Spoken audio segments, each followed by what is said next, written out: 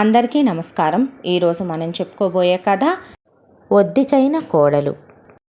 కథలోకి వెళ్ళబోయే ముందు మీరు కనుక మన ఛానల్ని ఫస్ట్ టైం చూస్తున్నట్లయితే తప్పకుండా మన ఛానల్ని లైక్ చేయండి, షేర్ చేయండి, సబ్స్క్రైబ్ చేయండి, బెల్ ఐకాన్ క్లిక్ చేసి ఆల్ అనే బటన్ని ప్రెస్ చేయడం మర్చిపోకండి. కథని ఎక్కడ స్కిప్ చేయకుండా వినండి. మరి కథలోకి వెళ్ళిపోదామా? సుభద్ర రామనారాయణ దంపతులకి ఒక్కగానొక్క కొడుకు జనార్దన్. వాళ్ళకి రూపాయి ఆస్తిపాస్తులంటూ ఏవీ లేవు. రామనారాయణ చాలా కష్టపడి వేరే వాళ్ళ పొలాలు కౌలుకి తీసుకొని మరీ రెక్కల కష్టంతో ఆయన కుటుంబాన్ని పోషించుకురావటమే. వాళ్ళకి సొంత ఇల్లు కూడా లేదు. ఉన్నదల్లా ఒక 3 సెంట్ల స్థలం. ఆ స్థలంలోనే సుభద్ర ఒక గేదెను పెట్టుకొని చుట్టూ కూరగాయ పాదులు, కాయగూర పాదులు అవి పెట్టుకొని ఇంట్లోకి కూరగాయలు కొనకుండా మొగుడికి ఆవిడ చేయగలిగిన సాయం పాలు కొనకుండా ఆ గేదె పాలు ఇంకా నలుగురికి పోసి వచ్చే 4 రూపాయలతో ఆవిడ రేపు పిల్లలు పుడితే ఉంటాయి కదా అని 4 రూపాయలు వాళ్ళకి గుడ్డకో గోసెకో ఉంటాయని దాసేదే. పుట్టక పుట్టిన ఒక్కగానొక్క కొడుకు జనార్దన్. ఇక జనార్దన్ పుట్టిన తర్వాత మనం ఎన్ని కష్టాలు పడైనా నష్టాలు కూర్చైనా సరే మన బ్రతుకుల మన బిడ్డ బ్రతుకు కాకూడదు. దేవుడు కులం ఇచ్చాడు, గుణం ఇచ్చాడు, మంచితనం ఇచ్చాడు, రూపాయి ఇవ్వలేదో. లక్ష్మి ఉన్న వాళ్ళ దగ్గరికి సరస్వతి, సరస్వతి ఉన్న వాళ్ళ దగ్గరికి లక్ష్మి. అంత త్వరగా కటాక్షాలు ఎలా పొందుతాయా అని మనం అనుకుంటాం. సరస్వతి అంటూ ఉంటే లక్ష్మి అదే వస్తుంది. లక్ష్మి ఉన్న వాడి దగ్గరికి సరస్వతి వెళ్ళదు అనేవాళ్ళు మన పెద్దలు. ఒకప్పుడు చెప్పుకోవటానికి 100 ఎకరాల పొలాలు, నా దాకా వచ్చేపాటికి మిగిలింది 0. రేపొద్దున నా బిడ్డకి నేను ఇచ్చేది ఏవీ లేదు, రెక్కల కష్టం తప్ప. కానీ వాడిని చదివించుకోవాలి అనుకుని ఆయన పాపం పగలనక రాత్రనక కష్టపడి చిన్నప్పటి నుంచి పిల్లాడిని మాత్రం చాలా మంచితనంతో, ఏ చెడు అలవాట్లకి బానిస కాకుండా చాలా క్రమశిక్షణతో మంచి బుద్ధుల్ని నేర్పుతూ స్త్రీలను గౌరవించాలి, స్త్రీలకు విలువివ్వాలి, ప్రతి ఆడదానిలో నీ భార్య తప్ప తల్లి చెల్లినే చూడాలి, తప్పుడు ఉద్దేశాలతో చూడకూడదు అని చెప్పుకొని పెంచుకొస్తూ ఉన్నారు. జనార్దన్ని స్కూల్లో వేశారు. ఆయన చాలా బాగా చదువుకునేవాడు. అలా పిల్లాడు గవర్నమెంట్ స్కూల్లో 10th వరకే అయిపోయిన తర్వాత రామనారాయణ రూపాయి దాచిపెట్టి ఇంటర్ మంచి కాలేజీలో వేసి పిల్లాడికి మంచి మార్కులు వచ్చాయని డిగ్రీ తర్వాత పీజీ చేశాడు జనార్దన్. ఆ పీజీ చేయటం కూడా బ్రహ్మాండమైన మార్కులతో పాస్ అవటం.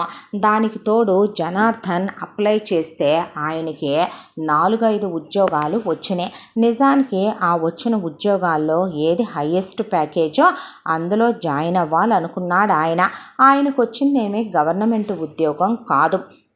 అయినప్పటికీ పర్వాలేదు అనుకునే ఉన్న దాంట్లో ఆయనకి చాలా పెద్ద కంపెనీలో చాలా పెద్ద మేనేజర్ పోస్టే డైరెక్ట్గా వచ్చింది. మంచి జీతం, 2 చేతుల బోలెడన్ని డబ్బులు.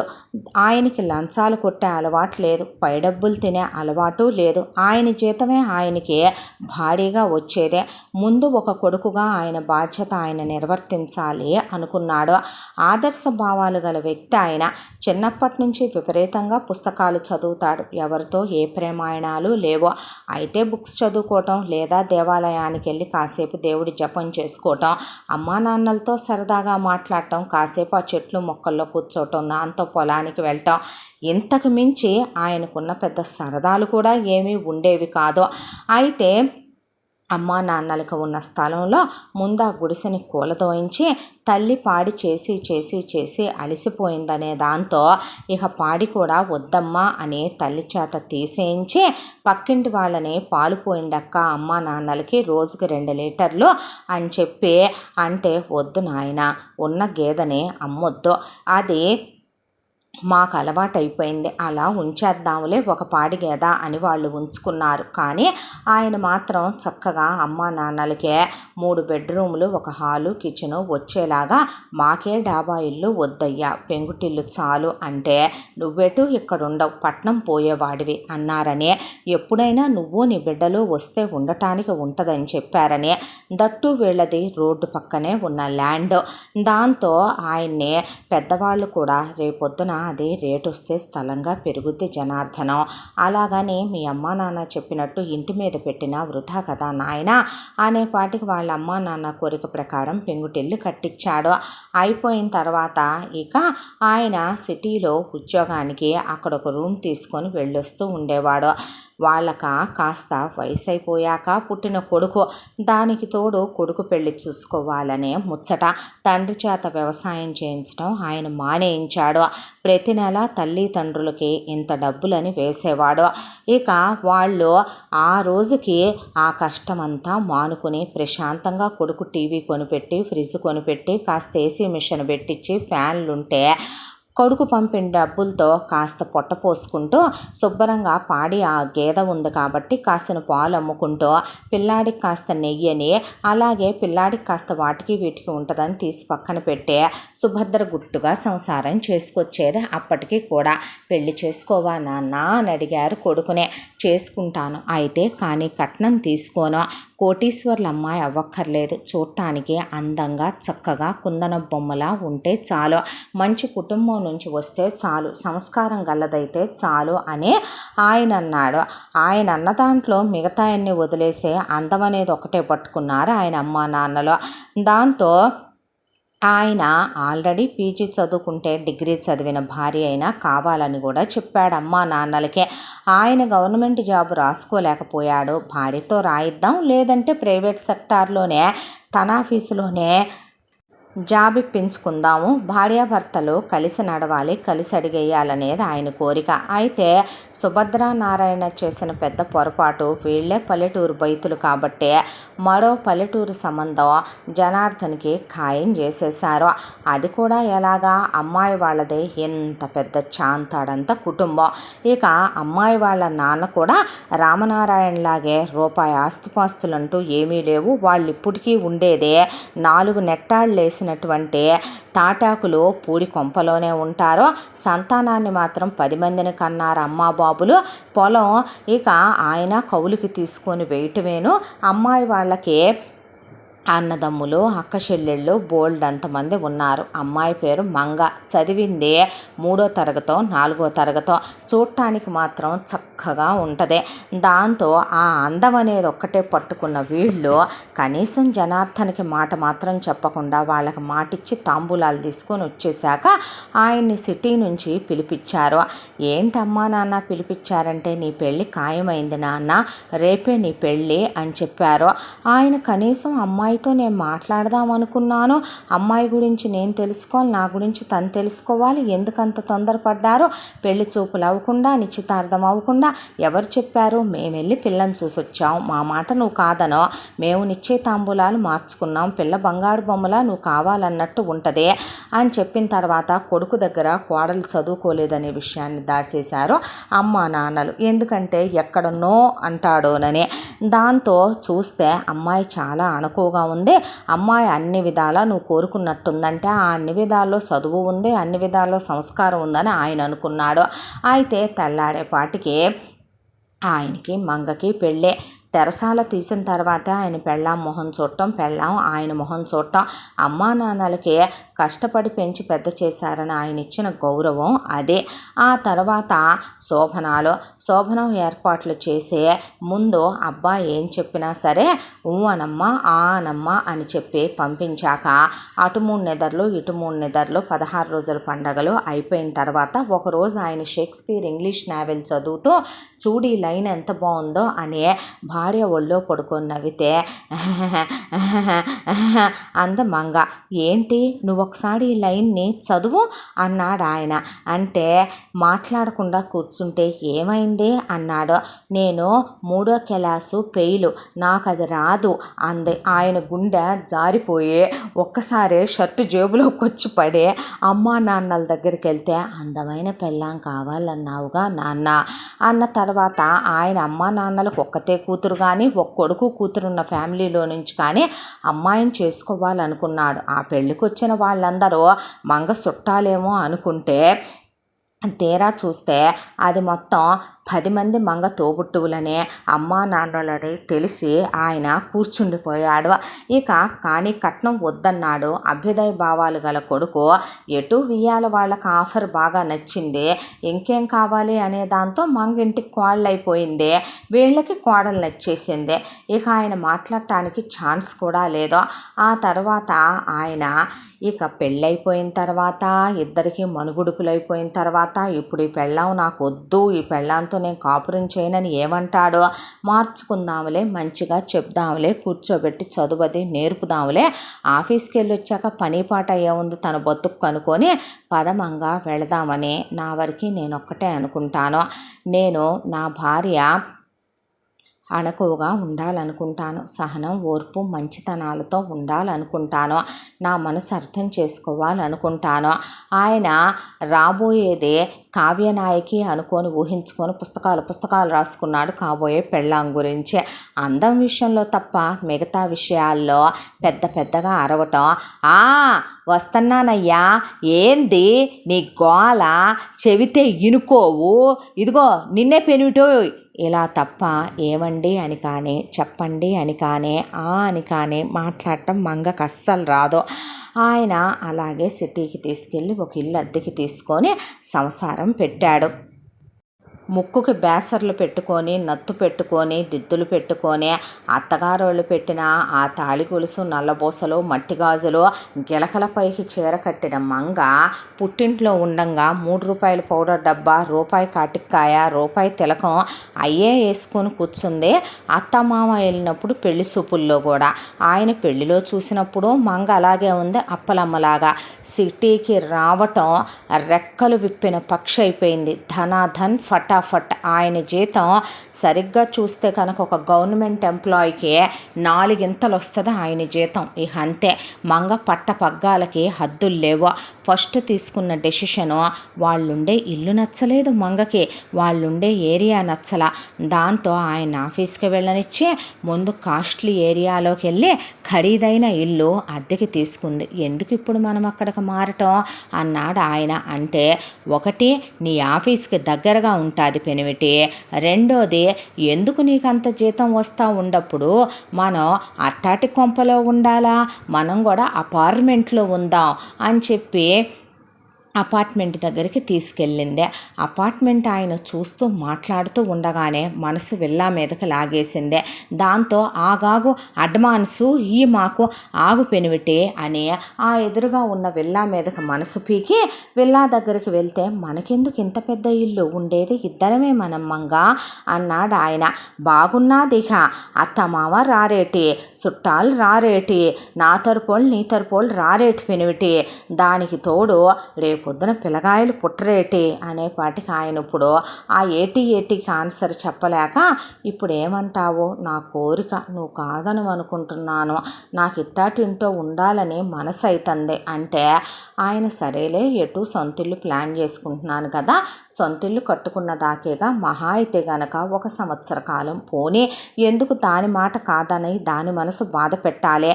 స్త్రీలను గౌరవించడం మన సాంప్రదాయం అని ఆర్టీసీ బస్సుల్లో గుద్ది చెప్పినట్టుగా ఆయన మైండ్లో అదే మెంటల్గా ప్రిపేర్ అయిపోయే, పాపం అమాయకురాలు, లోక జ్ఞానం లేనిది, చదువు లేనిది, తెలివితేటలు లేనిదే, పిచ్చిది, పల్లెటూరి పిల్ల, మనం ఎలా మౌల్డ్ చేస్తే అలా మౌల్డ్ అవుద్ది, మట్టి బొమ్మ, ఏమీ తెలీదు, పిచ్చి తల్లిని ఎందుకు మనం ఏదైనా అంటాం, కూర్చోబెట్టి నేర్పితే నేర్చుకోదా అనే దాంతో వెళ్ళా తీసేసుకున్నాడు. ఠక్. నెక్స్ట్ డేకి 6 పనోళ్ళు వచ్చారు. 6 పనోళ్ళల్లో వంటమ్మాయి, బట్టలమ్మాయి, పనమ్మాయి, డస్టింగ్ అమ్మాయి, మంగకి పర్సనల్గా ఒక అసిస్టెంటు, అది కాక మొత్తం బయటంతా క్లీన్ చేయటానికి విల్లా పైన నుంచి కిందకంతా కూడా ఎక్కడ డస్ట్ లేకుండా మొత్తం ఓవరాల్గా మొక్కలు అవి నర్సరీకి వెళ్ళి తీసుకొచ్చి పెట్టేసిందే. ఏంటిదంతా అన్నాడు ఆయన. పిల్లలు పుట్టిందాకా నీతో సరదాగా గడపాలిగా పెనిమిటి, పనంతా ఇంత పెద్దింటికి నేనే ఏం చేసుకుంటానో అని బొంగమూతి పెట్టింది. సరే ఆయన దానికి ఏం మాట్లాడాల. నెల జీతం వచ్చిందే. నెల జీతం రాగానే ఆయన అమ్మా నాన్నలకి ఇదిగో ఇంత డబ్బులు పంపిస్తున్నాను, ప్రతి నెల నేను అమ్మా నాన్నలకి 10,000 రూపాయలు ఇస్తాను. అమ్మా నాన్న అవి కూడా వద్దనే అంటారు. నాన్న అమ్మకి వృద్ధాప్య పెన్షన్లు వస్తాయి. అయినప్పటికీ కూడాను వాళ్ళు గేదెను పెట్టుకొని ఆ సొంతింట్లో ఉంటామన్నా నేనే ఇస్తానని భార్య దగ్గర ఏమీ దాచకూడదు భర్త అనే దాంతో ఆయన చెప్తే 10 కాకపోతే 20 ఏలే, అత్తకన్నా మావకన్నా ఎక్కువ ఏటి పెనిమిటి, మరీ కాకపోతేను సోద్యం అన్న తర్వాత ఇంట్లోకి ఏం కావాలో చెప్పు తీసుకొస్తాను అన్నాడు ఆయన. నువ్వేటి తీసుకొచ్చేది, నాను నీ పెళ్ళాన్ని కాదేటి, నాకీ పెనిమిటి ఏటేటికి ఎంతెంత ఖర్చో చూసి ఖర్చెడతాను, ఆ తర్వాత నేనే మిగతా డబ్బులన్నీ నీకు ఇచ్చేస్తాను వచ్చే నెలకి, అట్టగేనా అంది. అంటే సరే అన్నాడు ఆయన. మంచిదేగా, బాధ్యత నేర్చుకుంటే, పిల్లలు పుట్టకముందే మంచి చెడు తెలుసుకుంటే అంతకన్నా ఏం కావాలి అనుకున్నాడు ఆయన. ఆయనకి కొన్ని డ్రీమ్స్ ఉండి పెళ్ళైన దగ్గర నుంచి ఆయన బర్త్ కంట్రోల్ యూస్ చేస్తాడు. అది తీసేయి, నాకు అనీజీగా ఉంది, నాకు చిరాకు ఉంది, నాకు చిక్కాకు ఉంది, నాకు నీతో కంప్లీట్గా ఉన్నట్టు ఉండట్లేదు, మనసు అయితే లేదు అని రోజు అన్నా ఆయన మాట మాత్రం వినడు. అయితే తొందరగా పిల్లల్ని కనేయాలనే కోరికే నీకు అని మాత్రం అంటే, కనేస్తే పిల్లలు తిరుగుతూ ఉంటారుగా పెనిమిటి అంటే నవ్వేసి ఊరుకునేవాడు ఆయన. ఏ రోజు భార్యని నువ్వు అలా ఉన్నావు, నువ్వు ఇలా ఉన్నావు, నువ్వు ఇలా మారు, నువ్వు అలా మారు అనే తత్వం మనిషి ఆయన కాదు. కానీ ముందైతే ఇల్లు సెట్ అయింది, ఆ తర్వాత ఆయనటు ఆఫీస్ క్యాబ్లో వెళ్ళిపోతాడు. ఇక ఇంట్లో పనోళ్ళు సెట్ అయ్యారు. దాంతో మంగ చేంజ్ అప్పలమ్మటు ఏంజెలినా జోలీ వెంటనే పడింది వీధిలో పట్టం వెళ్ళి ఒక పార్లర్లో కూర్చుంది. మేకోవర్ కూడా ఎలా చెప్పిందంటే వాళ్ళకి, ముక్కు పొడక సినిమా చూసినా అని అడిగితే చూశాను మేడం అంటే, అందులో సుఖాసిని ముందు నల్ల సుఖాసినిలా కాకుండా ఇజాశాంతి మార్చుద్దే తెల్ల సుఖాసినిలాగా, అలా మార్చు నన్ను నువ్వు, నేను ముక్కు పొడకెట్టుకోవాలా మా ఆయన కోసం, ముక్కు కుట్టే ఉన్న అదలే నాదే, పుడక కొనుక్కుంటానులే వెళ్ళేటప్పుడు అని చెప్తే, ఇది ఒరిజినల్ పల్లెటూరు బయటని వాళ్ళకి క్లియర్గా అర్థమైపోయి వాళ్ళు మొత్తానికి అయ్యేసి తోమి ఈయేసి పామే మొత్తానికి బిల్లు ఓ రేంజ్లో వేసి మంగని అప్పలమ్మాటు ఏంజెలినా జోలీగా చేంజ్ చేశారు. కాక్ కట్టుకోవటం ఎట్టాగో నేర్పు, అట్టాగే రకరకాలు హీరోయిన్లు వేసుకుంటారే అట్టాగా జుట్టుని రకరకాలుగా ఎట్టాగా మడుచుకోవాలో నేర్పు అబ్బి అనేపాటికి వాళ్ళు హెయిర్ స్టైల్స్ నేర్పించి శారీ డ్రాపింగ్ కూడా నేర్పించారు మంగకే. ఆ తర్వాత సరేలే వస్తానే అని చెప్పి అక్కడి నుంచి షాపింగ్ కాంప్లెక్స్కి వెళ్ళింది. అబ్బాయి సలవ కళ్ళద్దాలు ఏడమ్ముతారు అని కూలింగ్ గ్లాసులు కొందే, ఐ హిల్స్ ఎత్తుమడాలి చెప్పులు అని ఐ హిల్స్ కొనేసిందే, బొడ్డు కిందకి చీర కట్టేసిందే, వెళ్ళి పెద్ద నెక్కులు పెట్టిన బ్లౌజులు ఆర్డర్ చేసేసిందే, బోలెడన్ని షాపింగ్ చేసి శారీసు, చాలా రిచెస్ట్ శారీసు, వర్క్ శారీస్ కొనేసిందే. అయిపోయిన తర్వాత ఇక లిప్స్టిక్ లేనా, మస్కరా లేనా, ఇది వాడట్లేదని పర్ఫ్యూమ్ లేనా, మొత్తం శుభ్రంగా ఓపెన్గా చెప్పాలంటే జనార్దన్కి వచ్చే జీతానికి ఆ రోజుల్లో ఇంకొక తెలివైన ఆడదైతే నెలకి 4 డైమండ్ నెక్లెస్లు కొనొచ్చు, అంతా ఆయనకు వచ్చే జీతం. ఆయన మీద ఆ ఫ్యాక్టరీ ఓనర్కున్న నమ్మకం అదే. ఆయన అబ్రాడ్లో చదువుకుని వచ్చే ఇక్కడ పెట్టడం ఏమో కానీ జనార్దన్కి కోట్ల రూపాయల క్యాషే అప్పచెప్పేంత నమ్మకస్తుడైన, దాంతో మంచి జీతం వచ్చేది ఆయనకే. శుభ్రంగా షాపింగ్ మొత్తం కంప్లీట్ అయిపోయిన తర్వాత తినాలనుకున్నవన్నీ తినేసిందే. ఆ తర్వాత క్యాబ్లో ఇంటికి వచ్చిన దగ్గర నుంచే ఇక అవన్నీ వేసుకోవటం, ముస్తాబవటం, రెడీ అవటం. ఆయన్ని ఎట్టాగున్నాను పెనిమిటి నేను ఇప్పుడు అని అడిగితే బాగున్నావు, అంతకుముందు గుళ్ళో దేవతలా ఉండేదానివి, ఇప్పుడు షోరూంలో బయట మ్యానిక్విన్ బొమ్మని పెడతారులే అలా ఉన్నావు అని ఆయనంటే, ఏటి నీ మాటలో నాకు అర్థం కాదు. ఏం లేదు, జ్ఞానం, తెలివితేటలు, సంస్కారం, సంస్కృతి, విలువలని కొన్ని ఉంటాయి మంగ. అంటే ఏటవి అంది. అంటే ఏం లేదులే అనేసిన తర్వాత ఒక్కొక్కసారి మన మౌనం, మన మంచితనం కూడా అవతల వాళ్ళు అలుసుగా, చేతగానితనంగా తీసుకుంటారని కాసేపట్లోనే తెలుసుకోబోతున్నాడు జనార్దన్. ఆ తర్వాత ఆయన ఇలా 2-3 నెలలు గడిచిపోయింది. 2-3 నెలలు గడిచిపోయిన తర్వాత ఒకసారి ఆయనకి నెలాఖరి టైము అవసరమయ్యి, మంగ వెళ్ళి ఒక 20,000 డబ్బులు తీసుకురా అన్నాడు ఆయన. యాడున్నాయి? లేవుగా, నేనే నిన్ను అడుగుదామనుకుంటేనే అంది. ఏంటి అన్నాడు ఆయన. అంతంత జీతం ఏమైపోయిందే అని అడిగితే, ఇగో కోకలు కొంటినా, ఆ తర్వాత రేఖలు గుట్టిస్తున్నా అమ్మా, ఆ తర్వాత చిలకలపూడి బంగారం కొంటినా. చిలకలపూడి బంగారం ఏంటే అన్నాడు ఆయన. అదేలే, ఇప్పుడు పుత్తడి కొంటాకి డబ్బులు లేనప్పుడు ఇత్తడికి మెరుపు పెట్టే నగలు చిలకలపూడి నగలే కదా, అవి కొన్నానా లేదా? వాటిని 1 గ్రామ్ జ్యువెలరీ, ఆర్టిఫిషియల్ జ్యువెలరీ అంటారు. అదేలే పెనివిటి, అవి కొంటినా, పనోళ్ళకి జీతాలు ఇస్తున్నా, దానికి తోడు అత్తకు కోకలు కొని పంపితినా, మామకు కొని పంపితినా, మరి మా అమ్మకి, మా అక్కలకి, మా చెల్లెళ్ళకి, మా తమ్ముళ్ళకి, అంతమందికి అన్నీ చూస్తున్నా, మాడి బంధువులు వస్తురా బట్టలు పెట్టి పంపితినా, చుట్టాలు వస్తురా బట్టలు పెట్టి పంపితినా, మన హంగు ఆర్పాటం హంగామా చూపించొద్దేటి. అందుకే మంచాలని కొంటిని, సోఫాలని కొంటిని, చెప్పులు స్టాండ్లని కొంటిని, కటేన్లని మార్పిత్తిని, డోర్మేట్లని మార్పిత్తిని, అదిగో అక్కడ చూస్తేనేమో ఇండక్షన్ కుకుటాపులని కొంటిని, మళ్ళీ గ్యాస్ పొయ్యిలు కొంటిని, పైన షిమినీలని కొంటిని, అన్ని ఎలక్ట్రానిక్స్ అని కొంటిని, బ్రిడ్జ్ కొంటిని, అన్నీ కొంటిని అనేపాటికి కొంటివి రూపాయి లేదా ఇప్పుడు నీ దగ్గర అన్నాడు ఆయన.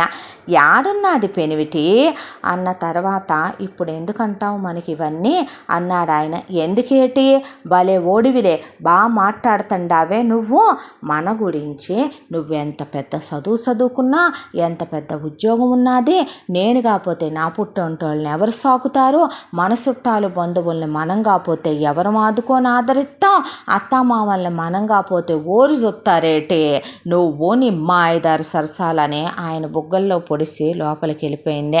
తలపట్టు కూర్చొని ఆయన, ఏంటిదంతా అసలు, లైఫ్ ఆయన ఎలా అనుకున్నాడు ఎలా అయిపోయింది, అలా అని ఇప్పుడు భార్యను కొట్టగలడా, తిట్టగలడా? ఆ రెండూ ఆయనకు అలవాట్లేవే. ఇంకొక మగాడైతే లాగి దవడబెట్టన్నా తీస్తాడు, లేదంటే 4 బూతు మాటలన్నా తిడతాడు, లేదా మనసు కష్టం కలిగేలా ఆయన అంటాడు. ఆయన నేచర్ ఏమో అది కాదు సచ్చి. అమ్మా నాన్నల్ని ఏం పెట్టి కొట్టాలో ఆయనకు అర్థం కాక, నా కర్మరా దేవుడా, నారాతే ఇలా ఏడ్చిందా తండ్రి అని తలపట్టు కూర్చొని నెక్స్ట్ మంత్ శాలరీ వస్తే, జీతం ఇట్టాగియ్యి, జీతం రాలేదేటి అంది. నీకు ఈ నెల నుంచి నేను జీతం ఇవ్వట్లేదు, ఇంట్లోకి సరుకులు తీసుకొచ్చాను, అంతమంది పని వాళ్ళు ఎందుకు, మానేయమని ఒక్క పనమ్మాయి చాలని ఆయన చెప్పాడు. ఆ తరువాత ఇక కరెంటు బిల్లు కట్టాను, ఇంటద్దె కట్టాను, పాలవాడికి కట్టాను, ఇంకా దేనికి కట్టాలి, గ్యాస్ బండలు ఉన్నాయి, నీకు ఆల్రెడీ 4 బీరువాలకు బట్టలు కొనుక్కున్నావు, ఖర్చుకు కూడా హద్దు ఉండాలంటాను నేను. హద్దు మీరిన పనులు ఎవరు చేసినా నాకు నచ్చదు మంగా, నేను సీరియస్గానే చెప్తున్నాను నీకు. నేను కిడ్స్ని ప్లాన్ చేసుకునే లోపు నేను హౌస్ ప్లాన్ చేసుకోవాలనుకుంటున్నాను. నా కొలీగ్స్, ఫ్రెండ్స్ అందరూ కూడా ల్యాండ్లు తీసుకొని వాళ్ళు 2-3 స్టేర్స్ విల్లాస్ ప్లాన్ చేసుకుంటున్నారు. రేపు కిడ్స్ వచ్చేలోపే నేను అన్నీ ప్లాన్డ్గా ఉండాలి.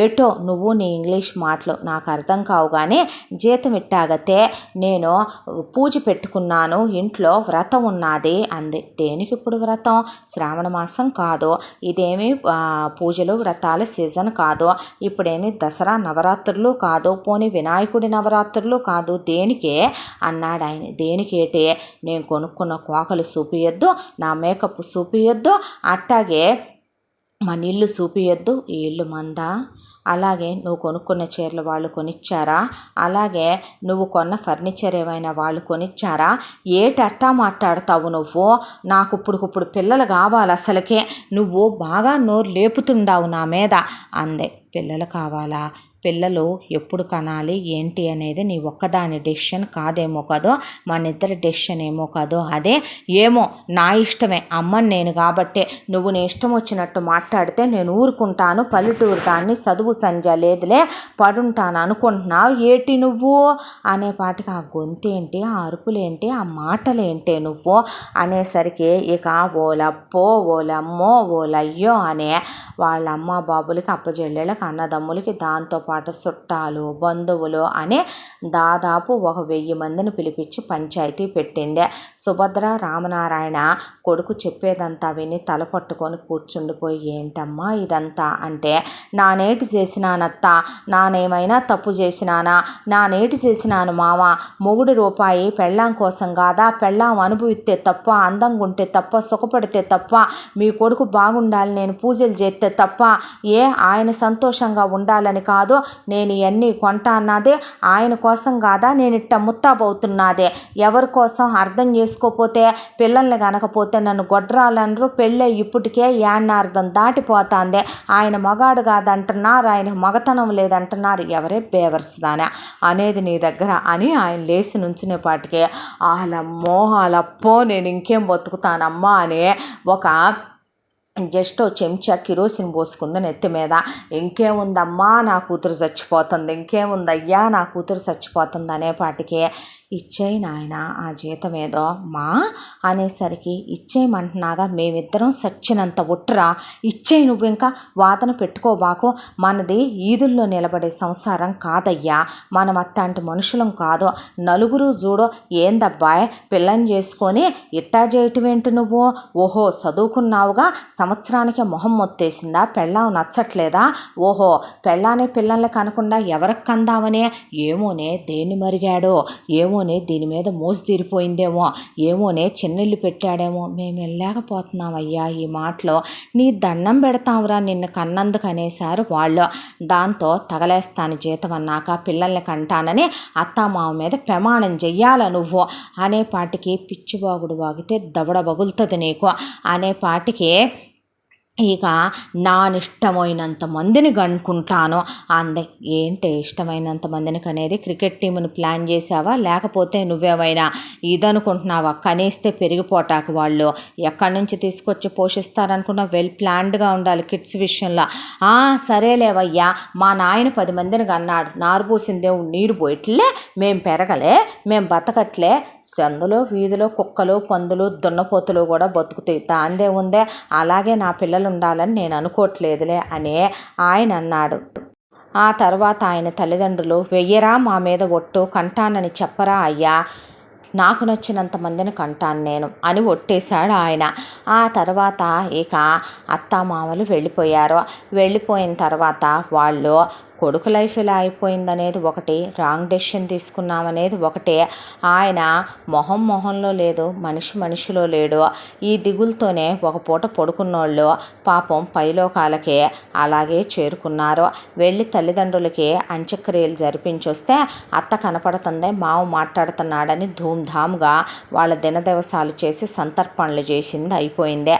ఆ తర్వాత నుంచే ఆయన ముందు ఇంటద్దె కట్టేసి కరెంటు బిల్లు కట్టేసి ఆ తర్వాత జీతం తీసుకొచ్చి ఆయన ఖర్చులు కొంత ఉంచుకొని అప్పుడు మంగ చేతిలో పెట్టేవాడు.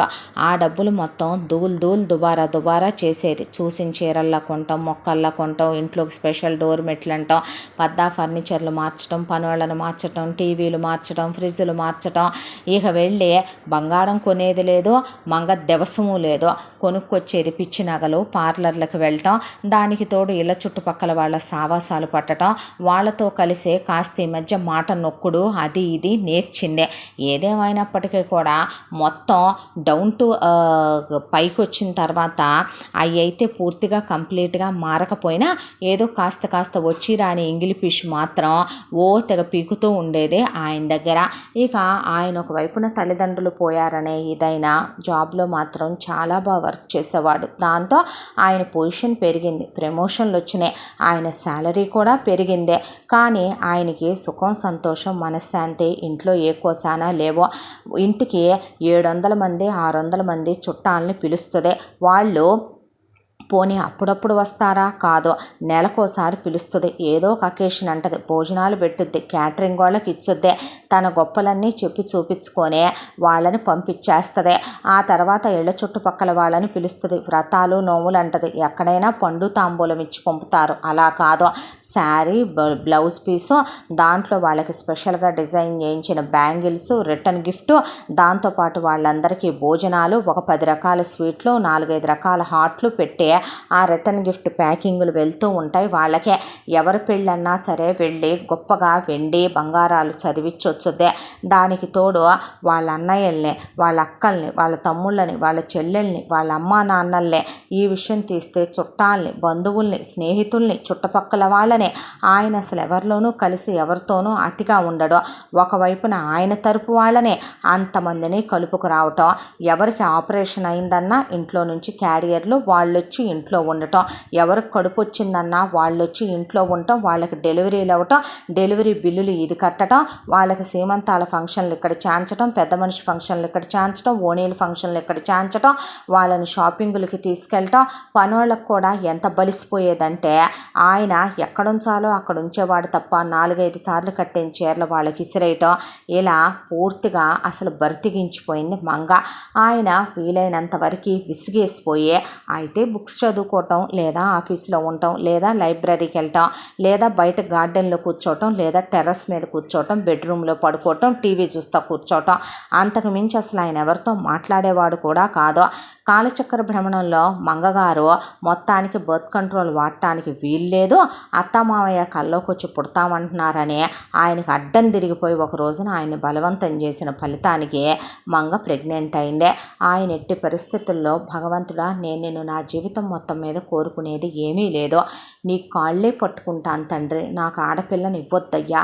ఎందుకంటే దీనిలాగే ఇంకొకసారి ఆడపిల్ల కూడా ఇలాగే పెరిగిందనుకో, నేను పడే నరకం రేపొద్దున అల్లుడనే మరొక అమాయ పక్షి పడకూడదని ఆయన కోరుకుంటే దేవుడు ఆయన మొరాలకించాడు. దాంతో మంగకి మొదటి కాన్పులో తనే పుట్టింటి సీమంతాలు, తనే అత్తింటి సీమంతాలు మొగుడు డబ్బులు పెట్టి చేయించుకొని ఫోటోషూట్లు, దానికి తోడు బేబీ షవర్లో ఇంగ్లీషీ దగ్గర నుంచి హిందీ దాకా అన్ని సీరియల్స్, సినిమాలు చూసే అన్ని విధాలుగా కర్వా చౌతుల దగ్గర నుంచి అన్ని సెలబ్రేషన్లు, చివరికి ఇంట్లో గోకులాష్టమి దగ్గర నుంచి రాధాష్టమి దాకా క్యాలెండర్లో లేని ఫెస్టివల్స్ కూడా క్రియేట్ చేసి పెద్ద పెద్ద మైక్ సెట్లు తెప్పించి మరే ఆడోళ్ళందరినీ పిలిచి డ్యాన్స్లు వేయటం, హోలీలు చేయటం, అబ్బో ఓ రేంజ్లో విచ్చలవిడిగా తయారైపోయింది మంగ. మొదటి కాన్పులో బాబు పుట్టాడు.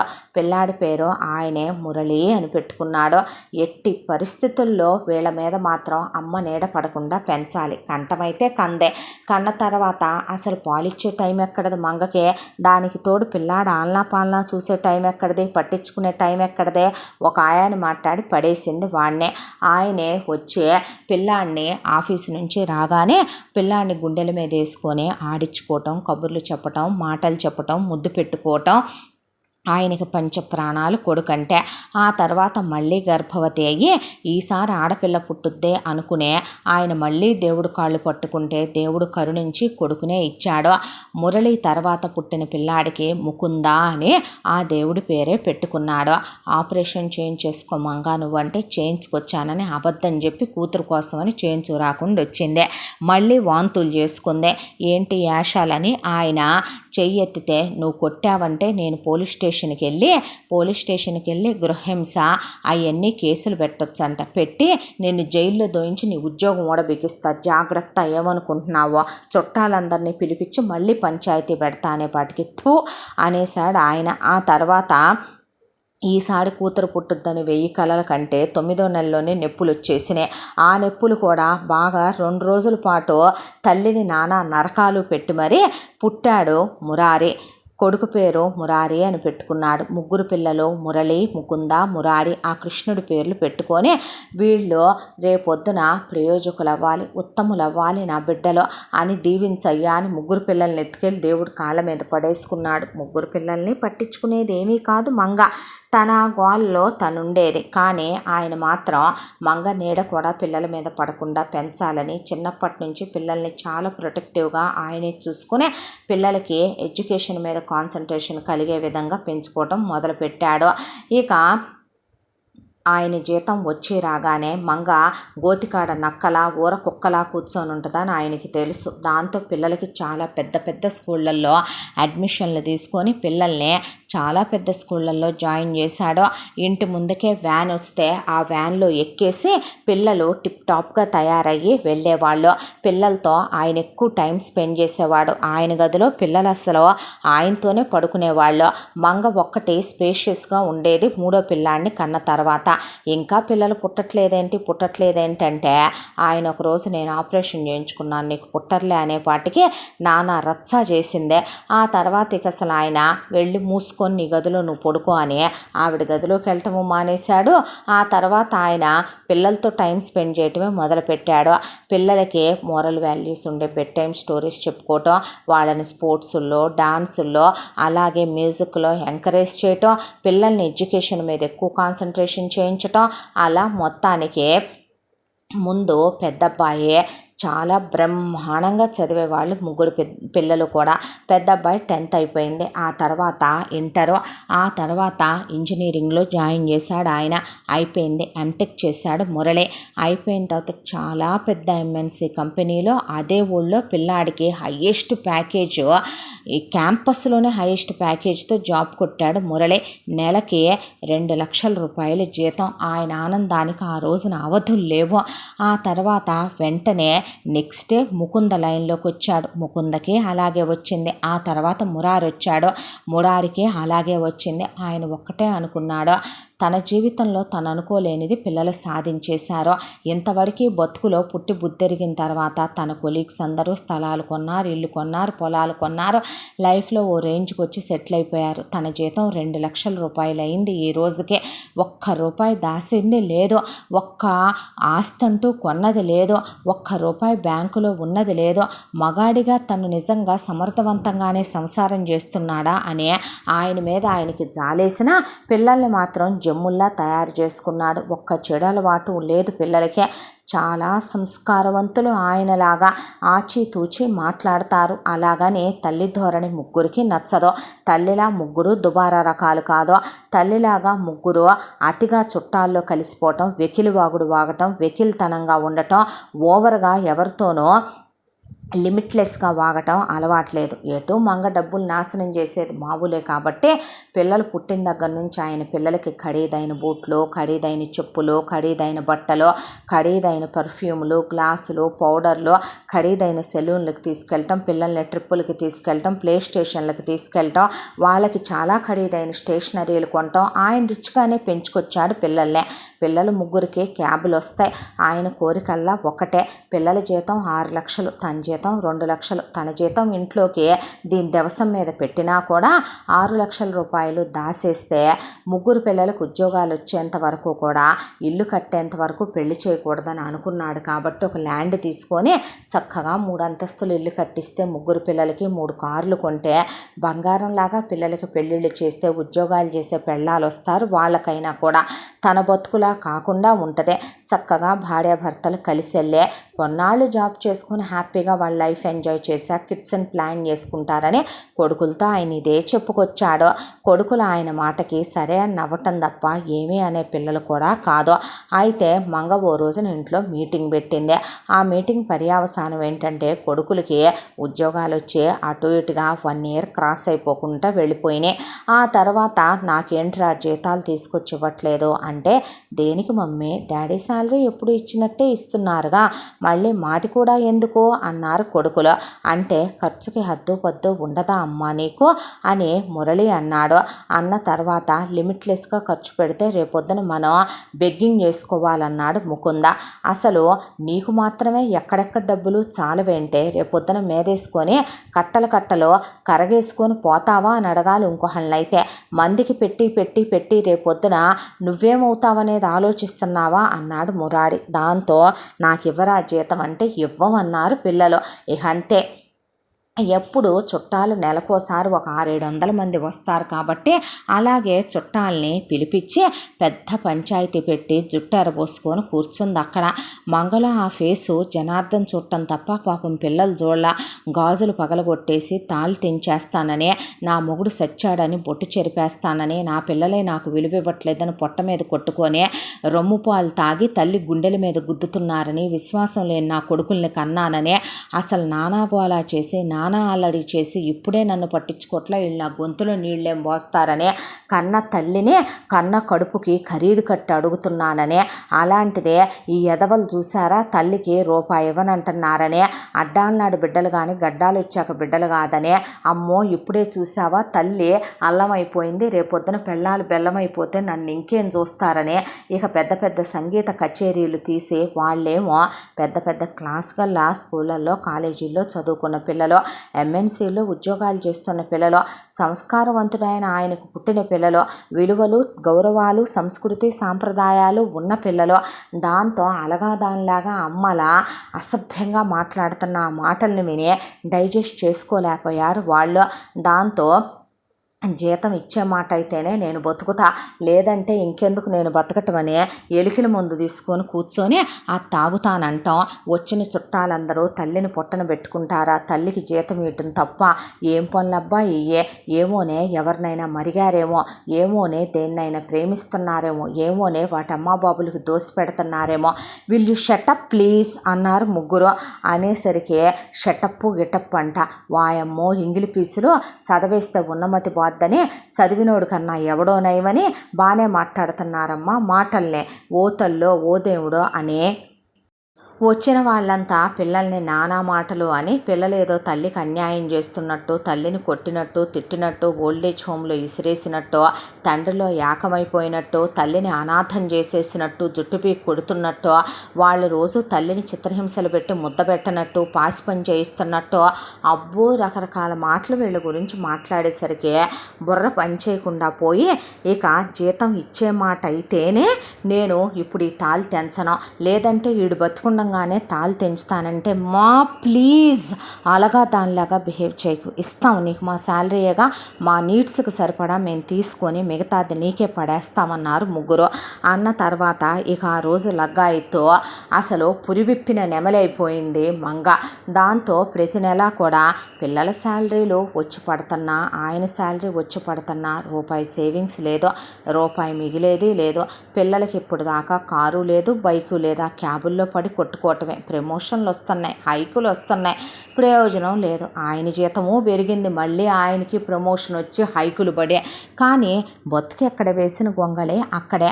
ఆడదాని ముందు మగాడు మాట్లాడలేకపోవటం ఒక మగాడి అసమర్థత అనే చెప్పుతో కొట్టుకోవాలనిపించేది ఆయనకే.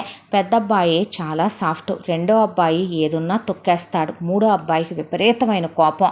కానీ తండ్రి మొహం చూసి ఏమీ మాట్లాడరు ముగ్గురు పిల్లలు కూడా. జీతంలో రూపాయి మిగలదు, వాళ్ళ ఎక్స్పెన్సెస్ వరకు వాళ్ళు ఉంచుకొని మిగతాయి పడేస్తారు మంగ మొహాన. జనార్దన్ ఒకటే అనుకున్నాడు, ఇలాగే అయితే గడిచినట్టే ఉంటుంది కాలం.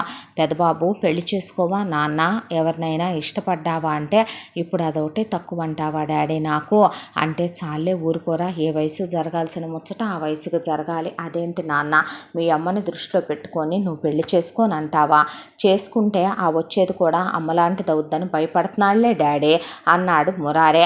మరే అన్నాడు ముకుంద. అన్న తర్వాత ఒరే ఏం మాటలరా, అందరు అలా ఎందుకుంటారు నాన్న, మా అమ్మ ఉందా ఏంట్రా అనేసరికి, మీ అమ్మ అయితే నీకు మా అమ్మ లాంటి దాన్నేగా తెచ్చి చేసింది అనేసారు పిల్లలు. మంచి పిల్లని వెతుకుతానయ్యా అంటే, సరే నీ ఇష్టం అన్నాడు. సరే నువ్వెవరిని లవ్ చేయలేదు కదా అని చెప్పి ఆయన మొత్తానికి ఒక సంబంధం చూశాడు. పిల్ల పేరు రేవతే. పిల్ల పీజీ చదువుకుంది, గవర్నమెంట్ జాబ్ కోసం 2 ఏళ్లుగా రాస్తా చాలా ప్రయత్నిస్తుంది. ఆ గవర్నమెంట్ ఉద్యోగం ఆ పిల్లకి రావట్లేదు. గవర్నమెంట్ జాబ్ కొట్టి తీరాలనేది, సెక్యూర్డ్ లైఫ్ ఉండాలనేది ఆ పిల్ల ఏమో. బాగుంది, వీళ్ళు వాళ్ళు క్యాస్ట్ కూడా ఒకటే.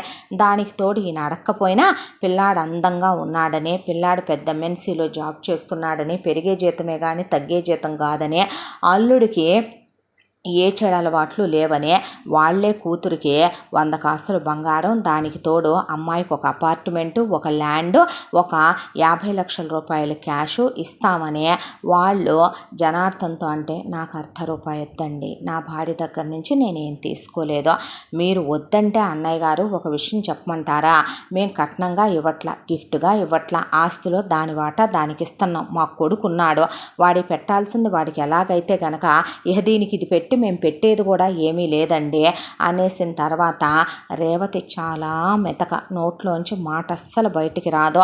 దానికి తోడు మంగకి ఎదురు చెప్పగలిగిన కోడలైతే ఇంటిని దిద్దే కోడలైతే మాత్రం కాదు. ఆ విషయం అర్థమైపోయింది వాళ్ళకు వచ్చిన కొత్తల్లోనే. రేవతి తల్లిదండ్రులు చాలా తెలివైన వాళ్ళు. మంగ గురించి తెలుసుకున్న వాళ్ళు రేవతి బంగారం పెళ్లిలో పెట్టింది తీసేసుకొని దాన్ని వాళ్ళ దగ్గరే జాగ్రత్తగా పెట్టేసి ఒక తాళి గొలుసు, 4 గ్రాముల నల్లబూసలు ఉంచేసి ఒక 3 గ్రాములు బ్రేస్లెట్, ఆ చేతికి ఈ చేతికి 2 ఉంగరాలు ఉంచి అవి కూడా అమ్ముకు తింటే మంగ ఏం చెయ్యాలని వాళ్ళంతకు మించి కూడా ఏమి ఇవ్వలేదు. ఇక అల్లుడికి పెట్టిన కడియం పెట్టారు, హ్యాండ్ చైన్ పెట్టారు, 2 ఉంగరాలు పెట్టారు, 2 గొలుసులు పెట్టారు మురళికి. అవి కూడా వాళ్ళు బాబు ఏమనుకోకు నాన్న అంటే పర్లేదత్తమ్మ తీసేసుకోండి ఇచ్చేశాడు మురళి. అవి కూడా మీకే జాగ్రత్త చేస్తామయ్యా అంటే తల్లి గురించి చెప్పిన తలవంపులే తప్ప తలెత్తుకునే సిచ్యువేషన్ లేదుగా. దాంతో ఏం మాట్లాడలా. వాళ్ళు కారు కొనుక్కుంటావా అయ్యా అంటే ఇప్పుడేమీ వద్దులేండి, అది నేను కొనుక్కున్నా నేను తిరిగే రాత నాకు ఎటు ఉండదని వద్దన్నాడు మురళి. ఆ డబ్బులు కూడా వాళ్ళు కారు కనేసిన 10 లక్షల రూపాయలు కూడా వాళ్ళు అలా బ్యాంకీలో పడేసి స్థలం లీజుకి ఇచ్చే, అపార్ట్మెంట్ అద్దెకిచ్చే, రేవతిని మొట్టికాయలు వేసి పనికి మోలిందోన సంసారం చేసుకోవటం కూడా రాదు నీకు అన్నాక నీకు ఎప్పుడైతే గవర్నమెంట్ జాబ్ వస్తుందో అప్పుడే పిల్లల్ని కందాం అని మురళి తీసుకెళ్ళి కాపట్టి వేయించుకొచ్చాడు. రేవతికి వేయించుకొచ్చి తీసుకెళ్ళి కోచింగ్ సెంటర్లో విసిరేశాడు రేవతినే. నువ్వు కోచింగ్ తీసుకొని 1 అటెంప్ట్లో కొడతావో 2 అటెంప్ట్లో కొడతావో నీ ఇష్టం, నీకు అది వచ్చిన తర్వాతే పిల్లలకి మోక్షం, ఎవరో ఒకళ్ళకి సెక్యూర్డ్ లైఫ్ ఉండాలి, లేకపోతే రేపు బతికేంటని భయం వేస్తుంది నాకు అన్న పెద్ద కొడుకు మాటలకి జనార్దన్ సంగతి ఏమో కానీ మురారికి అరికాలు మంట నెత్తికెక్కిపోయింది. ఆ తర్వాత రేవతి మంగకు అసలు ఎదురు చెప్పదో, చుట్టాలు రావటం, క్యాటరింగ్లు ఇవ్వటం, అత్త ఇష్టం వచ్చినట్టు దుబారా చేయటం, అత్త పుట్టింటోళ్ళు వచ్చి పట్టడం, మామ వైపు చుట్టాలను అత్త పిలిపించడం, ఎవరు వచ్చినా ఇక్కడే డెలివరీలు, ఎవరు వచ్చినా ఇక్కడే ఆపరేషన్లు, ఎవరు వచ్చినా ఇక్కడే వాళ్ళ పిల్లలకి అయ్యని ఇయ్యని, వాళ్ళ పిల్లలు హాస్టల్లో చదువుతున్నారని ప్యాకింగ్లు వెళ్ళటం, వాళ్ళు ఇక్కడికి వచ్చి రిఫ్రెష్లు వెళ్ళటం, వచ్చిన వాళ్ళందరినీ సినిమాలకు తీసుకెళ్ళటం, ఎగ్జిబిషన్లో తీసుకెళ్ళటం, షాపింగ్లు తీసుకెళ్ళటం. రేవతిని అత్తయ్య చుట్టాలు వచ్చారుగా అంటే పద మటన్లు చికెన్లు అవన్నీ కొట్టించి నీకు ఇచ్చి పంపుతాను, నువ్వు వంటమ్మాయి చేత అన్నీ చేపించి ఉంచుదు కానీ నేను అట్నుంచి వీళ్ళని సినిమా తీసుకెళ్ళొ తప్ప అని చేత అలాగే అత్తయ్య అనేది ఒళ్ళు మండిపోయేది. 3 కొడుకులకి కూడా, జనార్దన్ కొడుకులకే.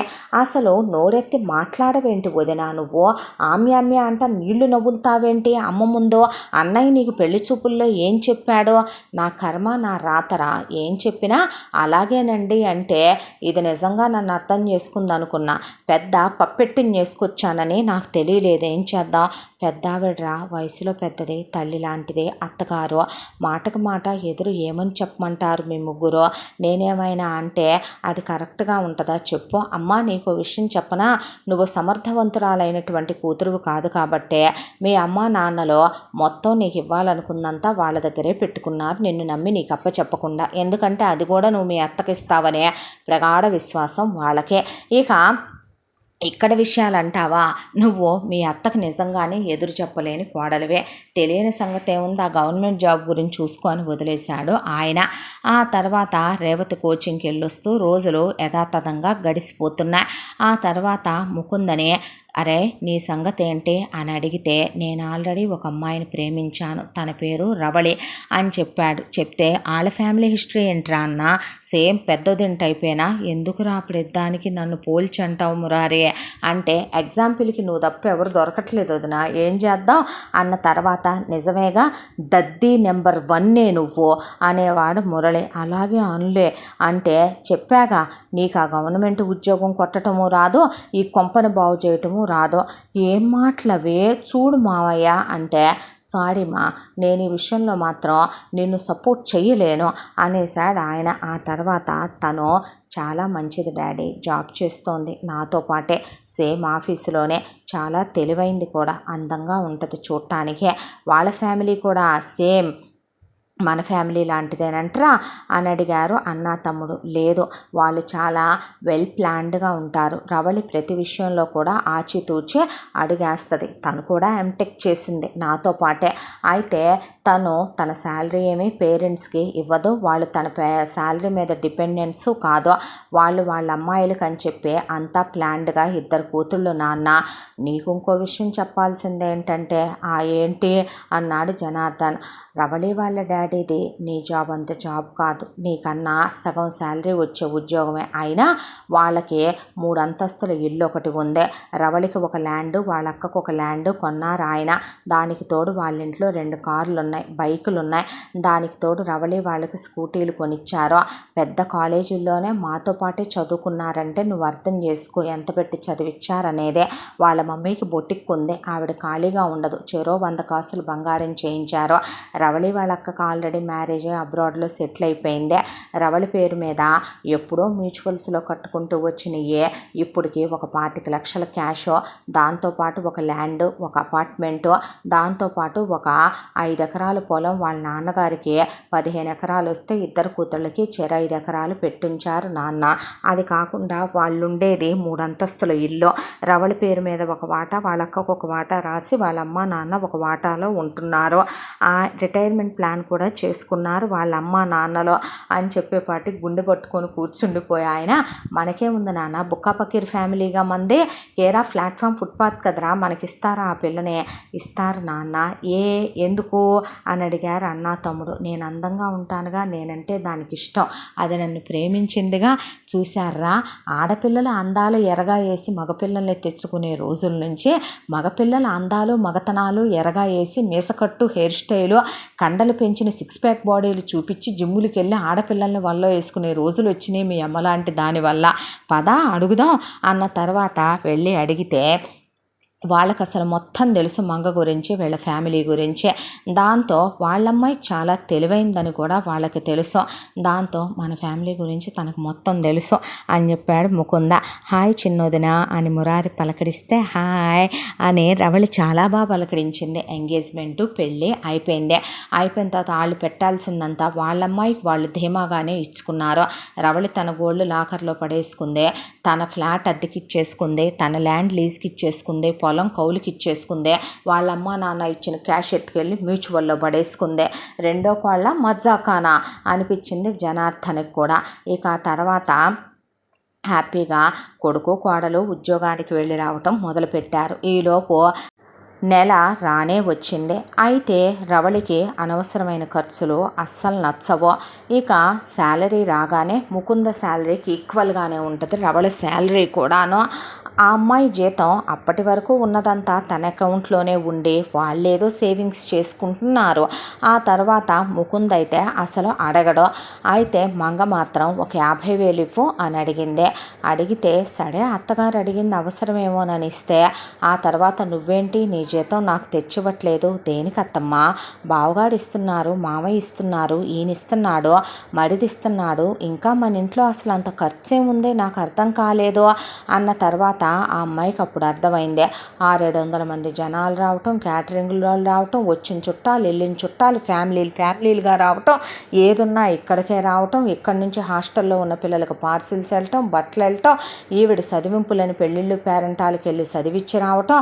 ఇప్పటికి చూస్తే బావగారు మొగుడు మరిదే ముగ్గురు మామగారితో సహా తనతో సహా క్యాబుల్లోనే వెళ్ళి రావటం, అక్క చూస్తే అత్తకి ఎదురు చెప్పకపోవటం. అసలు ఇదంతా ఏంటనేది ఆ అమ్మాయికి అర్థం కాక బుర్ర పగిలిపోవటం మొదలైందే. ఎలాగైనా సరే ఈ సంసారాన్ని మార్చాలి అనే దాంతో ఒక నెల అత్తకిట్లా కాదు అట్లా అని చెప్పి చూసింది, నో యూస్. 2వ నెల చెప్పింది, నో యూస్. 3వ నెల చెప్పింది, నో యూస్. ఇలా 6 నెలల కాలం గడిచిపోయింది. అసలు ఆ అమ్మాయికి బుర్ర పనిచేయలా. ఇంతవరకు ఒక సొంత ఇల్లు లేదు, కారు లేదు. రేపొద్దున సిచ్యువేషన్ ఏంటనేది వీళ్ళు ఆలోచించుకోవటం లేదు. రేపు కిడ్స్ వస్తే ఏంటి సిచ్యువేషన్ అక్క, నువ్వు మాట్లాడవేంటే అంటే, ఏం మాట్లాడేనే, తల్లి లాంటిది, తల్లి వయసుదే ఏంటి అందరు అవలే. అబ్బో పెద్దదిని చెప్పటం మొదలు పెడితే భారతం, రామాయణం, భాగవతం రే అంటే నోర్మై అన్నాడు మురళి. అసలు ఎటు మొదలుపెట్టి ఎటు వెళ్ళొద్దో తెలియదమ్మా పెద్దమ్మాయి, బాగా వాళ్ళ అత్తగారి కోసమే పుట్టిన కోడలు అన్నాడు ఆయన. ఇలా ఉంటే ఎలా మామయ్య అంటూ ఉండగా, ఎప్పుడూ నిజం చెప్పాలంటే సంవత్సరంలో 2 సార్లు 3 సార్లు మురళి కానీ, ముకుంద కానీ, మురారి కానీ ఆఫీస్ వాళ్ళని లంచ్లకు ఒకళ్ళని పిలుచుకున్నట్టే వీళ్ళింటికి పిలుస్తారు. అలాగే మురారి పిలిచాడు ఈసారి తన ఫ్రెండ్స్ని ఇంటికి రమ్మనమని. అలా వచ్చిన ఫ్రెండ్స్లో 4 రకాలు వండించమని మురారి చెప్తే 40 రకాలు వండించింది వంటమ్మాయితో మంగ. అయితే అవన్నీ టేబుళ్ళ మీద సర్దితే వాళ్ళందరూ తింటూ ఉండగా మురారి చేపట్టుకొని ఒక అమ్మాయి పక్కకు లాక్కెళ్ళింది. ఆ అమ్మాయి పేరు సౌమ్య. అయితే 8 సంవత్సరాలుగా నీ చుట్టూ కుక్కలా తిరుగుతున్నా, నిన్నెంత ప్రేమిస్తున్నాను మురారే, నేను నోరెత్తేదాన్ని కూడా కాదు, నీ మాటకి ఏ రోజు నేను ఎదురు కూడా చెప్పను. ఎందుకురా నా లవ్ యాక్సెప్ట్ చేయట్లేదు? నీకో విషయం చెప్పనా సౌమ్య, నువ్వే కాదు నేనెవరిని ప్రేమించను, నేనెవరిని అసలు పెళ్ళే చేసుకోను. నీకు గబ్బర్ సింగ్ మూవీ తెలుసా? అందులో శృతి హాసన్ మా నాన్న పోయిందాకా చేసుకోనంటది, నేను మా అమ్మ మారిందాకా చేసుకోను, లేదా మా అమ్మ పోయిందాకా చేసుకోనా. మా కుటుంబం పరిస్థితులు ముందు నిలకడగా నిలదొక్కుకోవాలి, దానికి పెళ్ళికి సంబంధం ఏంటి? నేను జాబ్ చేస్తున్నానుగా నీతో పాటే సేమ్ ఆఫీసులో. నీకో విషయం చెప్పనా సౌమ్య, ఇంటర్ నుంచి మనం క్లాస్మేట్స్, నీ మీద నాకు ఒక ఫ్రెండ్గా మంచి అభిప్రాయం ఉంది. అలాగని నువ్వు అనుకునే ప్రేమ లాంటి ఫీలింగ్ నాకు నీ మీద లేదు. దయచేసి నువ్వు నన్ను ఇబ్బంది పెట్టొద్దు, నువ్వు ఇబ్బంది పడొద్దు. నువ్వు ఎన్నిసార్లు అంటావో అను, నువ్వు ఎన్నిసార్లు అన్నా నేనైతే నిన్ను వదిలే మాట లేదులే అంది సౌమ్య. ఇదంతా అక్కడే ఉన్న రవళి విని వాళ్ళు వెళ్ళిపోయాక, ఏమైందిరా మురారే, పోనీ చేసుకోవచ్చుగా, ఇష్టపడుతున్నానంటందగా, ఆ అమ్మాయి ఏమన్నా పోనీ గయ్యాళిదా అని అడిగితే, వదినా ఆ అమ్మాయి మంచిదే కావచ్చు, ఆ అమ్మాయి నన్ను ప్రేమిస్తుందే కావచ్చు, సరే ఒకవేళ నేను ఆ అమ్మాయిని పెళ్లి చేసుకొని తీసుకొస్తాను, ఇప్పటికి పెద్దదిన ఈ ఇంటిని మార్చింది లేదు, నువ్వు ఎంత తాపత్రయపడినా ఈ కొంప మారింది లేదు, ఇంతవరకు మనకు ఒక సొంత ఇల్లు వాకిలి లేవు, మా బతుకులు ఇప్పటికీ క్యాబులకే, ఇంతవరకే ఒక బైక్ కొనుక్కున్నదే లేదు, ఒక కారు కొనుక్కున్నదే లేదు, నానమ్మకి ఎదురు చెప్పగలిగిందే లేదు, ఈ కుటుంబ పరిస్థితులు మారగలిగిందే లేదు, వీటన్నిటిలో నేను ఇంకో అమ్మాయిని చేసుకొని తీసుకొచ్చే నేను అనవసరమైన రిస్కులు తీసుకోవాలనుకోవట్లేదు వదిన. నెలాఖరు వచ్చేపాటికి ముష్టి వెదవల కన్నా హీనంగా అంటే దరిద్రంగా ఉంటుందిలే కానీ నాన్న ఒప్పుకోవట్లేదు, అన్నలు అంటలేదులే కానీ శాలరీ మొత్తం అమ్మకి ఇచ్చేసి ఎంత మేము చూసి చూసి చూసి ఖర్చు పెట్టి వాడుకోవాల్సి వస్తుందో తెలుసా? ఏం ముష్టి బ్రతుకులు వదిన. ఏమైనా 1,00,000 రూపాయలు బ్యాంక్ బ్యాలెన్స్లు ఉన్నాయా? ఎవరికైనా ఏదైనా ఒక స్థిరచరాస్తుందా? పోతే పెట్టడానికి సొంతిల్లుందా? ఏం బతుకులు వదిన. పేరుకి నాన్నదంత పెద్ద జాబు, నాన్నకు వచ్చే జీతం అంతా మాదంత పెద్ద జాబులు. ఆడవాళ్ళుగా వదిన గవర్నమెంట్ ఉద్యోగానికి రాసినా నువ్వు జాబ్ చేస్తున్నా, రేపొద్దున నాకు వచ్చే అమ్మాయి జాబ్ చేసినా ఆడవాళ్ళ శాలరీలు అడగటం సంస్కారమా వదిన? అవి కూడా ఇంట్లోకి వాడేయటం ఏమన్నా హుందాగల్ల వాళ్ళు, విలువగల్ల వాళ్ళు చేసే పనులు అంటావా చెప్పు? మీరిద్దరు ఆడపిల్లలు, మీ అమ్మా నాన్న ఎంత వెల్ ప్లానింగ్గా ఉంటే పెద్ద వదిన వాళ్ళ అమ్మా నాన్న ఎంత ఆలోచిస్తే మీకు ఆడపిల్లలుగా వాళ్ళంత ఇవ్వగలిగారు. నీకో విషయం తెలుసా వదిన, మా ఫ్రెండ్స్ కొలీగ్స్ అందరూ కూడా అన్నయ్య వాళ్ళకి సిగ్గు లేదేమో కానీ మా నాన్న గురించి మేమంటే బాగోదులే కానీ ఇక చండాలంగా ఉంటుంది, మా నాన్న తుడిసేసుకొని వెళ్ళిపోవటం అలవాటు చేసుకున్నాళ్లే కానీ వదిన, మేము ఫ్లాట్ కొనుక్కున్నావురా, పెళ్లి చేసుకున్నాం, హనీమూన్కి వెళ్ళొచ్చాం, మీరు వెళ్ళారా వదిన హనీమూన్లకి? అక్కడికి ట్రిప్కి వెళ్ళాం, ఇక్కడికి ట్రిప్కి వెళ్ళాం, మా వైఫ్లకి సర్ప్రైజులు ఇచ్చాం, బర్త్డేలు సెలబ్రేట్ చేసాం, మేము ఇలా మ్యారేజ్ డేలు చేసుకున్నాం, మేము మేము ఇలా కిడ్స్కి ఫ్యూచర్ ప్లాన్ చేస్తున్నాం, మేము ఇక్కడ ల్యాండ్ కొన్నాం, మేము ఈ మ్యూచువల్లో పెట్టుబడి పెట్టాం అని చెప్తుంటే ఎలా అనిపిస్తుందో తెలుసా? ఎదవ బతుకు, ఈ బతుకు బతకటం కన్నా ఎందులోనో దూకి సస్తే బెటర్ అనిపిస్తుంది చిన్నోడా అన్నాడు అందరూ. దేనికిరా రోషాలు కోపాలు రాకూడదు మనకే, గుండెల మీద చెయ్యేసుకొని ఒకసారి నేను అందరు నిజం కాదని చెప్పండి మీరు అనేపాటికి ఏం మాట్లాడలా జనార్దన్, మురళి, ముకుంద. మీరు చెప్పండి వదిన, బయటికి వెళ్తే మీకంటూ ఒక విలువ ఉందా? మొగుళ్ళకు ఉద్యోగాలు ఉన్నాయని చెప్పుకోవటం తప్ప మీ ఫ్రెండ్స్ మొగుళ్ళందరికీ బైకులు ఉండుంటాయి, కార్లు ఉండుంటాయి, లాంగ్ డ్రైవ్లు వెళ్ళొస్తారు, హనీమూన్లకు వెళ్ళొచ్చుంటారు, ట్రిప్పులకి వెళ్ళొచ్చుంటారు. వాళ్ళ పెళ్ళాలకి వాళ్ళు ఏ డైమండ్ నెక్లెస్లో ఏ డైమండ్ బ్రేస్లెట్లో సరే 1 గ్రామ్ పెట్టి ఒక ఉంగరమో ఒక శారీయో ఏదో ఒకటి కొనుక్కొని తెచ్చిస్తూ ఉండుంటారు. వాళ్ళ శాలరీలు వాళ్ళ ఫ్యూచర్ ప్లాన్ కోసమో రిటైర్మెంట్ ప్లాన్ కోసమో పిల్లల కోసమో ప్లాన్ చేసుకుంటూ ఉండుంటారు. మన కొంపలో ఆ దరిద్రం ఉందా? అలా అని మీరు బయటపడి చెప్పుకోగలుగుతున్నారా? మా నాన్నకి సిగ్గు లేదు కాబట్టి తెలియట్లేదు అంతే. గుడ్లో మెల్లేంటో తెలుసా? మీ పేరెంట్స్ నిజంగా దేవుళ్ళు లాంటి వాళ్ళు కాబట్టి మా అన్నదమ్ములు విడగొట్టాలని, మా నుంచి మమ్మల్ని దూరం చేయాలని, మిమ్మల్ని వేరు కాపురాలు పెట్టుకోమని, వేరెళ్ళిపోమనమని చెప్పకపోవటం, మీరు అలాంటి కోడళ్ళు కాకపోవటం, అక్క చెల్లెళ్ళ కలిసిపోవటం, ఒకే ఇంట్లో మనం పడి సావటం, ఇక ఈ కొంపే బాగుపడినప్పుడు మళ్ళీ నువ్వు నన్ను పెళ్లి చేసుకోమని ఎందుకు వదినా అడుగుతావు? ప్లీజ్ నన్ను అడగొదినా, నాకు అసహ్యం వేస్తుంది కొంపన్నా వీళ్ళన్నా అని మురారు అక్కడి నుంచి వెళ్ళిపోతే రవళి ఆలోచిస్తూ పడుకుంది ఆ రోజు రాత్రే. ఇలాగే అయితే కనుక మురారు అన్నమాట నిజమే కదా. దాంతో ఆలోచించింది. ఒక రోజున అత్త బయటికి వెళ్ళిందే. ఇంట్లో అందరుంటే మావయ్య ఇక నుంచి మీరేమనుకోనంటే ఇంటి బాధ్యతలు నేను తీసుకుందాం అనుకుంటున్నానంటే తీసుకోమ్మా, ఎవరొద్దన్నారు అన్నాడు ఆయన. ఇక నుంచి మీ శాలరీలో మీరు ఎవరికి ఇవ్వద్దో, మీ శాలరీలు తీసుకొచ్చి నాకే ఇవ్వండి. నేను ఈ సంసారాన్ని ముందు బాగు చేస్తాను. ఎలా బాగు చేయాలనేది నేను ఆల్రెడీ ఆలోచించి పెట్టుకున్నాను ప్లాను. ఇవాళ మురారి పెళ్లి చేసుకోనన్నాడు, రేపొద్దున తను అన్నమాట నిజమే కదా. అక్క గవర్నమెంట్ జాబ్ వచ్చినా శాలరీ ఇంటి కింద సరిపోద్ది, మురారి పెళ్ళాం వచ్చినా సరిపోద్ది, నాది సరిపోద్ది, మీ అందరి సరిపోతాయి. ఇంతవరకు మావయ్య అంటే అన్నాను అనుకోకండి, కానీ మీకేదన్నా అయితే ఒక 50 లక్షలు మీకు భరిస్తుంది అనుకుందాం ఇన్సూరెన్స్. 2 కోట్లు ఖర్చు పెట్టే రోగం ఏదన్నా వస్తే ఏంటి మావయ్య సంగతే? అది తీసేయండి. పోతే అద్దె కొంప ముందే హైస్పెట్లో పడుకోబెట్టడమేనా మావయ్య? మనకంటూ ఒక సొంత ఇల్లు ఉండొద్దా? మనతో పాటు ఉన్నోళ్ళందరూ ఎలా ఉంటున్నారో, కోడళ్ళగా మాకు మీరు గ్రామ్ బంగారం పెట్టింది లేదు, మా పుట్టింటి వాళ్ళు పెట్టింది తప్ప మేము ఏ రోజు అనుకుంటుంది లేదో. మాకు మా మొగుళ్ళు కారులో వెళ్ళాలని, మాకు మా మొగుళ్ళు బైకుల మీద వెళ్ళాలని ఉంటుంది కదా మావయ్య. రేపొద్దున మా పిల్లలకు కూడా ఏంటంటే మా జీతాలు ఎటు వస్తున్నాయి కాబట్టి అత్తయ్యని ఎదిరించి మా మొగుళ్ళకు కట్టినట్టే మీరు పెద్ద స్కూళ్ళల్లో వేసి ఫీజులు కట్టే బతికున్నంత కాలం అత్తయ్య కాళ్ళ కింద నలిగిపోతూ, అత్తయ్య పెత్తనం కింద ఒదిగిపోతూ, అత్తయ్య చెప్పు చేతల్లో ఉంటూ చెప్పిన మాట వింటూ మీ బతుకులు బలైపోయినట్టు మా బతుకులు బలైపోతే రేపొద్దున మా పిల్లలు మమ్మల్ని కాండ్రించి ఉమ్మరా మావయ్య? రేపు వాళ్ళకి మేము ఏ సెక్యూర్డ్ లైఫ్ ఇవ్వగలుగుతాం? రేపు మాకు మేము ఏం చేసుకోగలుగుతాం? మా ఏమీ గవర్నమెంట్ ఉద్యోగాలు కాదు. ఆఫ్టర్ రిటైర్మెంట్ మేము ప్లాన్ చేసుకోకపోతే మాకు పెన్షన్లు వస్తాయి, రిటైర్మెంట్ అమౌంట్లు వస్తాయి అనుకోవటానికే. అసలు మీరేమనుకుంటున్నారు మావయ్య ఫ్యూచర్ గురించి? నాకు అర్థం కావటం లేదు.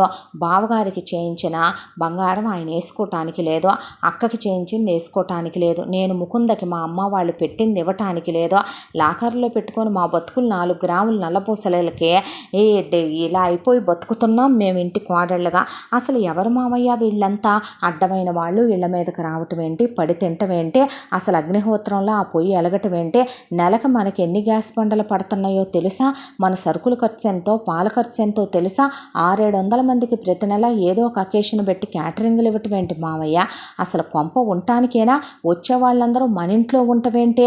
పేరుకి డ్యూప్లెక్స్ విల్లా మందే, 2 అంతస్తులు, కింద 4 బెడ్రూములు, ఆ కింద 4 బెడ్రూములు పైన వచ్చేసి 4 బెడ్రూములు, పైన 4 బెడ్రూముల్లో ఒక దాంట్లో అక్కా బావ, ఒక దాంట్లో నేను మీ అబ్బాయి, ఒక దాంట్లో మరిది ఉంటున్నాము, ఇంకో దాంట్లో మీ అబ్బాయిలు జిమ్ ఎక్విప్మెంట్ పెట్టించుకున్నారు. ఇక ఎప్పుడన్నా టీవీ చూడటానికని పర్సనల్ టైం స్పెండ్ చేయడానికి అక్కడ మీరు టీవీ పెట్టించారు, అది వేరే విషయం, ప్రొజెక్టర్ పెట్టుకున్నారు. కింద ఉన్న 4 బెడ్రూముల్లో ఒక దానిలో మీరుంటారు. పూజగది తీసేయండి, మిగతా 3 బెడ్రూములు ఖాళీ ఉంటున్నాయా? మన ఇంటికి 6 పనోళ్ళు. అసలు మనది ఏం కొంప మావయ్య? ఏం సంసారం మందే, ఇలాగే అయితే మా అమ్మ నాన్న మమ్మల్ని ఏం పెంచగలిగేవాళ్ళు అనేసరికి జనార్దన్ నిజమేనమ్మా, నేను మార్చలేని సంసారం ఇదే, నేనెటు అసమర్థుణ్ణి చేతకాని వాడిని అయిపోయాను. ఆ రోజున మా అమ్మ నాన్నకి విలువిస్తున్నాను అనుకోనే నా బతుకుని బలిదానం ఇస్తున్నానని అర్థం చేసుకోలేనే అసమర్థుణ్ణి నేను. ఇక నాకు పుట్టినందుకు నా కొడుకులు నా మొహం మీదే ఉమ్మలేరు కాబట్టి ఇక వాళ్ళు నాకు గౌరవం ఇస్తున్నారు, విలువిస్తున్నారు అనుకుంటున్నాను. ఏదో ఒకరోజు వాళ్ళు నన్ను చీ అని ఇంట్లో నుంచి మీ చేయి పట్టుకొని వెళ్ళిపోకముందే ఇంటి పరిస్థితులను మార్చు తల్లే అనేశాడు ఆయన. ఇక నుంచి మీరెవరూ ఏ విషయంలో నాకు అడ్డు చెప్పకూడదు. అక్క నీతో సహా నువ్వు అత్తయ్య వెనకమాల ముందు కుక్కపిల్లలాగా తిరగటం మానుకొని ఆ గవర్నమెంట్ ఉద్యోగం మీద కాన్సన్ట్రేషన్ చేయవా ప్లీజ్ అనేసింది రవళే. అలాగే లేవే అంటే, అలాగే లేవే అనొద్దు వదిన, నువ్వు అసలు పెద్దొదిన్నే ఎక్కడైనా హాస్టల్లో పడేరాదన్నా, లేదంటే వాళ్ళు పుట్టింట్లో వదలరాదు, అత్తయ్య బాగా దంచుతూ ఉంటుంది రోజు అన్నాడు మురారే. అత్తయ్యకి చెప్తా ఉండు, నువ్వు ఇలాగే చెయ్యి అన్నాడు మురళే. అన్నాకు వద్దొద్దు, మా పుట్టింటికి వద్దు, ఇక నుంచి నేను కలగ చేసుకోను అన్నాక ఏం లేడీసే, మొగుడికి దడవల, అత్తకు దడవల, మామకు దడవల, శబాష్ మా అత్తకు దడిసావు చూసావా నువ్వు, అలా పెంచాలి ఆడపిల్లల్నే అన్నాడు మురళి. ఆ తర్వాత మొత్తం శాలరీలు రాగానే రవళికి ఇచ్చేశారు. ఇవ్వటంతోనే రవళి మొత్తం బుక్ తీసుకొని ప్రతి అనా పైసా ఇందులో రాస్తున్నాను మామయ్య అని ఆయనతోనే ఓం రాయించి ఆ బుక్ని చేతిలో పట్టుకుంది, డైరీనే పట్టుకొని మొత్తం ఇంటి ఖర్చులన్నీ లెక్కేసింది. ఇంటద్దె కట్టింది, కరెంటు బిల్లు కట్టింది. ఆ తర్వాత పాలవాడిని పిలిచి రోజుకి వాళ్ళందరికీ ఎన్ని పాలు కావాల్సి వస్తాయో అన్ని పాలు, అంత పెరుగు ప్యాకెట్లే వేయమని చెప్పింది. సరుకుల కొట్లో వాళ్ళ ఫ్యామిలీకి ఎంత అవసరమో అన్నీ గ్రోసరీస్ మాత్రమే పంపించమందే. కూరగాయల వాడికి అంతే లెక్కగా చెప్పింది ఎన్ని పడతాయో. చికెను మటను వాడికి ఫిష్ ప్రాన్స్ పంపించే వాళ్ళకి అలాగే డబ్బులు కట్టొచ్చింది.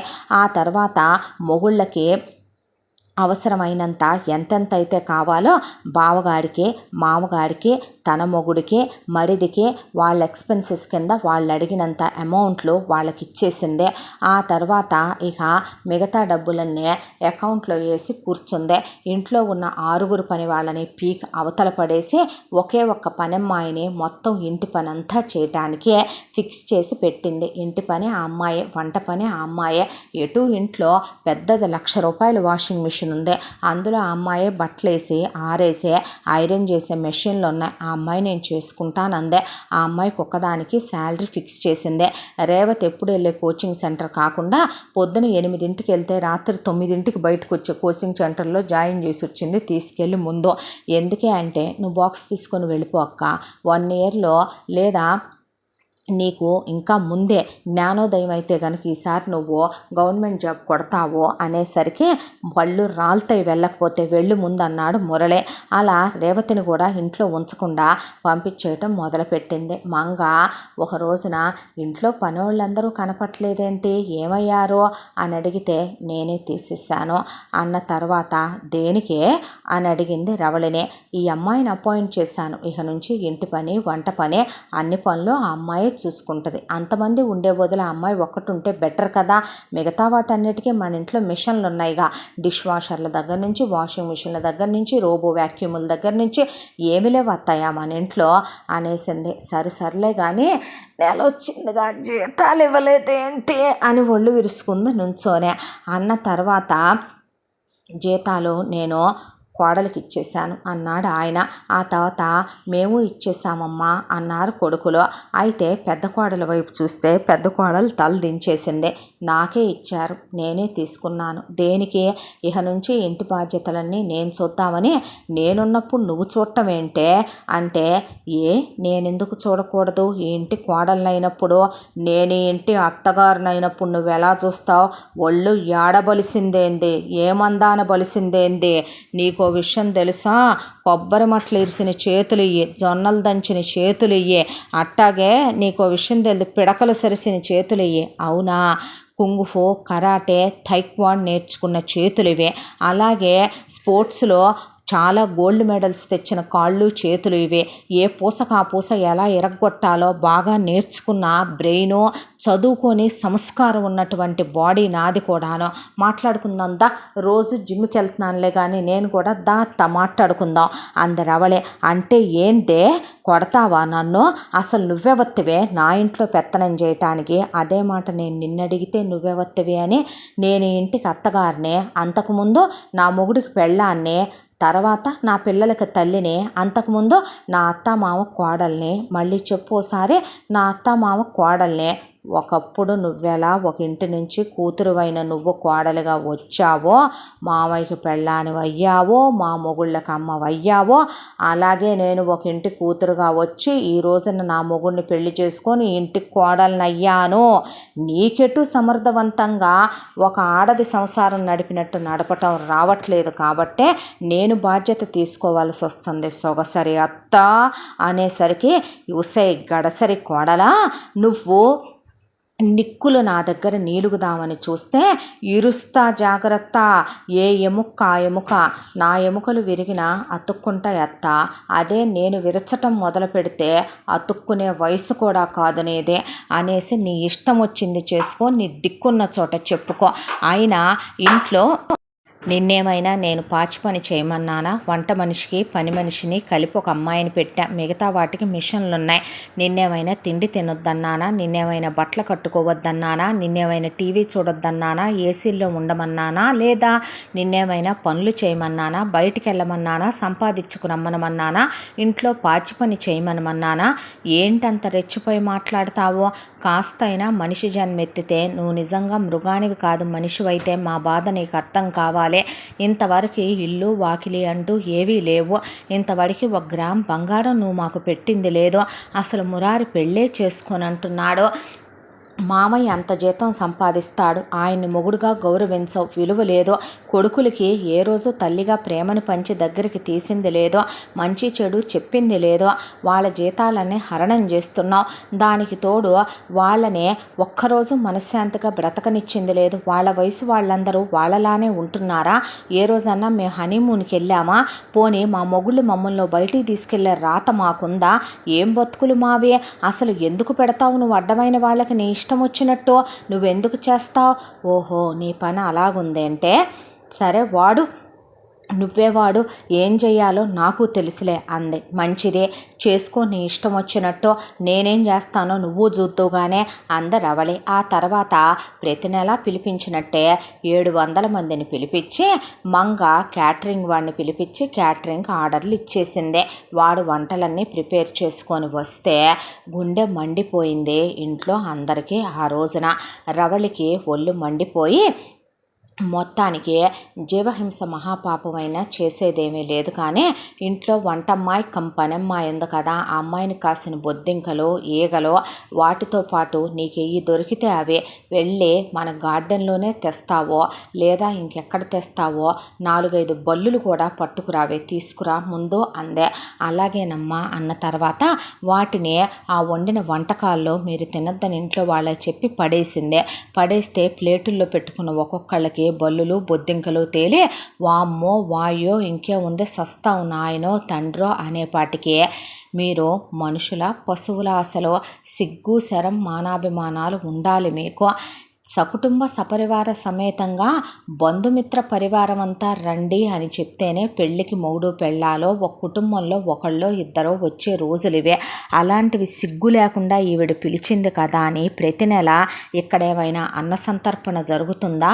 అందరూ వచ్చి మా కొంప మీద పడి తినటానికి ఆవిడకంటే జ్ఞానం లేదో, మీరేమని వచ్చి పడి తింటున్నారు సిగ్గు లేకుండానో అనేసింది రవళే. అంటే ఏంటి, మేము అతిగతి లేకుండా వచ్చామనా? ఆబ్వియస్లీ అంతే. అంత అతిగతి ఉన్నోళ్ళు ఎందుకు వచ్చారంట? ఇదిగో ఐస్ క్రీమ్ అడిగావు కదే అంది రేవతి. అడిగితే పర్లేదక్క, గమాక్సిన్ కంపోస్తుంది, అయినా తింటారుగా, పర్లేదు ఆడబడేయించు, కుక్కలకేసినట్టు వేయటమే, ఈ ఊర కుక్కలు ప్రతి నెల వచ్చేయగా అనేపాటికి అమ్మో గమాక్సిన్ కలిపిన ఐస్ క్రీమా, మేము పోతే పేడా పోతారో, మంది కొంపల మీద పడి తినటానికి సిగ్గు శరం మానాభిమానాలు ఉండొద్దో. మీ పిల్లల్ని మీరు కన్నారా, మా మామయ్య కన్నాడా? నాకు అర్థం కావటం లేదో. మీ పిల్లలకి ఫీజులు మేం కట్టడం ఏంటి, మీకు ఏ అవసరం వచ్చినా మేం డబ్బులు ఇవ్వటం ఏంటి, మీకు మేం క్యారియర్లు పంపటం ఏంటి, వచ్చి మా ఇళ్ళ మీద పడి దోచుకు తినటం ఏంటి, సిగ్గు బుద్ధి జ్ఞానం ఉండాలి. బంధువులు చుట్టాలంటే సంవత్సరానికి ఓసారి వస్తారో లేదా 2 ఏళ్లకు 3 ఏళ్లకు ఓసారి వస్తారో, ఏదో ఒక అకేషన్ ఉంటే వస్తారో, సిగ్గు లేకుండా ఈవిడ పిలవటం మీరు ప్రతిదానికి రావటం అనేపాటికి చాలమ్మా చాలు. భలే కోడల్ని తీసుకొచ్చా, ఒకరు ఆలస్యం చేసినా కూడా నోటికాడ ముద్దం దూరం చేసింది నీ కోడలో. భలే గొప్పదానివేలే. అవునులే, కోడళ్ళు వచ్చిందాకే అత్త, వచ్చిన తర్వాత అత్తయ్య ఉంది ఇంకా అందరిలాగే పని మనిషి బతికే దీంది అనేపాటికి మీరెక్కడికి వెళ్ళొద్దో, ఈ క్యాటరింగ్ వాడిని మారుస్తా, ఇప్పటికిప్పుడు కొత్త క్యాటరింగ్ వాడిని పిలిపించి వంట చేయిస్తా, మీరు వెళ్తే నా మీద ఒట్టే మీరు ఇక్కడే ఉండాలి అంది మంగ. అన్న తర్వాత మేము వెళ్తామమ్మా, మేము క్లీన్గానే వండుకొచ్చాం, మా క్యాటరింగ్ ఇన్నేళ్ల మట్టి మీకు ఇస్తానే ఉన్నాం ప్రతి నెల, ఇవాళ కొత్త నాటకాలు వేస్తున్నారు మీరు, మా డబ్బులు మాకు ఇచ్చేస్తే మేము వెళ్ళిపోతాం. ఎంతరా అంది మంగ. ఎంతేంటమ్మా, మా క్యాటరింగ్ డబ్బులు ఎంతో తెలియదా మీకు అన్న తర్వాత 700 మందికి ఒక్కొక్కళ్ళకి 200 రూపాయలు ఇస్తరు ఖరీదు చొప్పున కట్టి ఇచ్చేస్తే మేము పోతామంటే పడే ఆ డబ్బులు అంది రవళిని. నేనివ్వను, నా దగ్గర లేవు అంది రవళి. అంటే ఏందే, నా పరువు పోద్దే, నీకంటూ అదొకటి ఏడిసిందనుకుంటున్నావా, మెళ్ళో గిల్టు నగలేసుకొని ఇక ఇమిటేషన్ చీరలు కట్టుకొని తిరగంగానే నువ్వేదో గొప్పగా సాధించేశాను అనుకుంటున్నావేమో, వెనకమాల రూపాయి నిలవ చేయటానికి గతి లేదు, కానీ వీటికేం తక్కువ లేదు, పదండి లోపలికంటే. చూసావయ్యా ఎలా మాట్లాడుతుందో, నా జబ్బాకు అసలు అన్నాడు జనార్దన. మాకు చిరాగ్గా ఉందన్నారు కొడుకులు. అనేపాటికి ఇప్పుడు నేను ఎలా కట్టాలి, మా డబ్బులు ఇస్తావా సస్తావా అన్నారు క్యాటరింగ్ వాళ్ళు.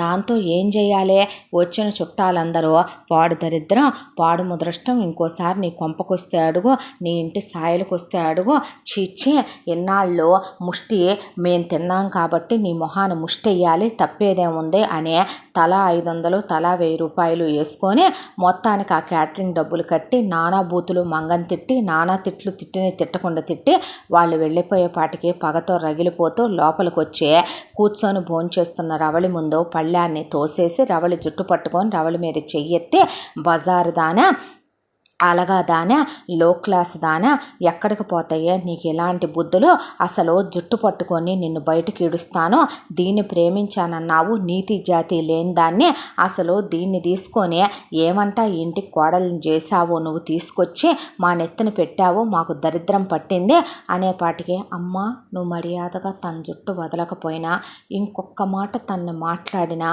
కొడితే మొహం పగిలిపోద్ది చెప్తున్నాను నీకు, తల్లివని కూడా చూసుకోను, నాన్న నేర్పిన సంస్కారం మర్చిపోవాల్సి వస్తుంది. 25 ఏళ్ళు పెంచిన తల్లి ఇంపార్టెంటే ఏ కొడుకైనా, తల్లికి ప్రయారిటీ ఇవ్వాలి, తల్లిలా ఉన్నంత వరకు, కొడుకుల్ని కొడుకుల్లా కూతుళ్ళని కూతుళ్ళలా చూసినంత వరకు.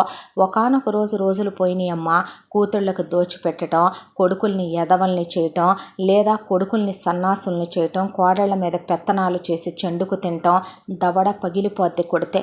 వదులు ముందు నా పెళ్ళాన్నే, నా పెళ్ళాం కాదే, నిజమైన అలగాది ఎవరైనా లో క్లాస్ నుంచి హై క్లాస్కి వచ్చి అడ్డమైనటువంటి పెత్తనాలు చేస్తూ డబ్బుని ధనదాహంతో మా దగ్గర దోచుకు తిని ఖర్చు పెడుతున్నావు చూడు జనానికి, అది నీ కష్టార్జితమా అనే క్వశ్చన్ నువ్వు ఒకసారి వేసుకోవాలి, సిగ్గుండాలి నీకు అనే తల్లిని ఒక్క తోపు తోస్తే వెళ్ళి సోఫాలో పడింది మంగ.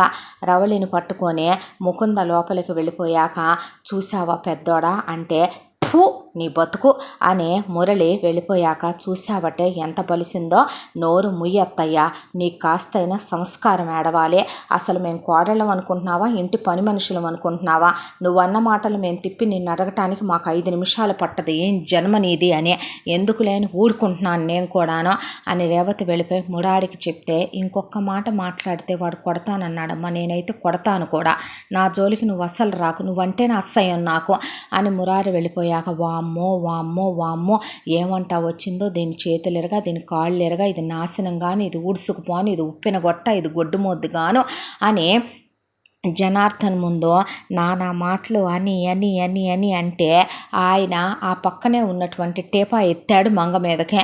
దాంతో ఓడిదేవుడో ఓలప్పో ఓలయ్యో నీ బతుకు అనే ఏ జన్మే నీదే అనేసి అక్కడి నుంచి ఆయన కూడా వెళ్ళిపోయాడు.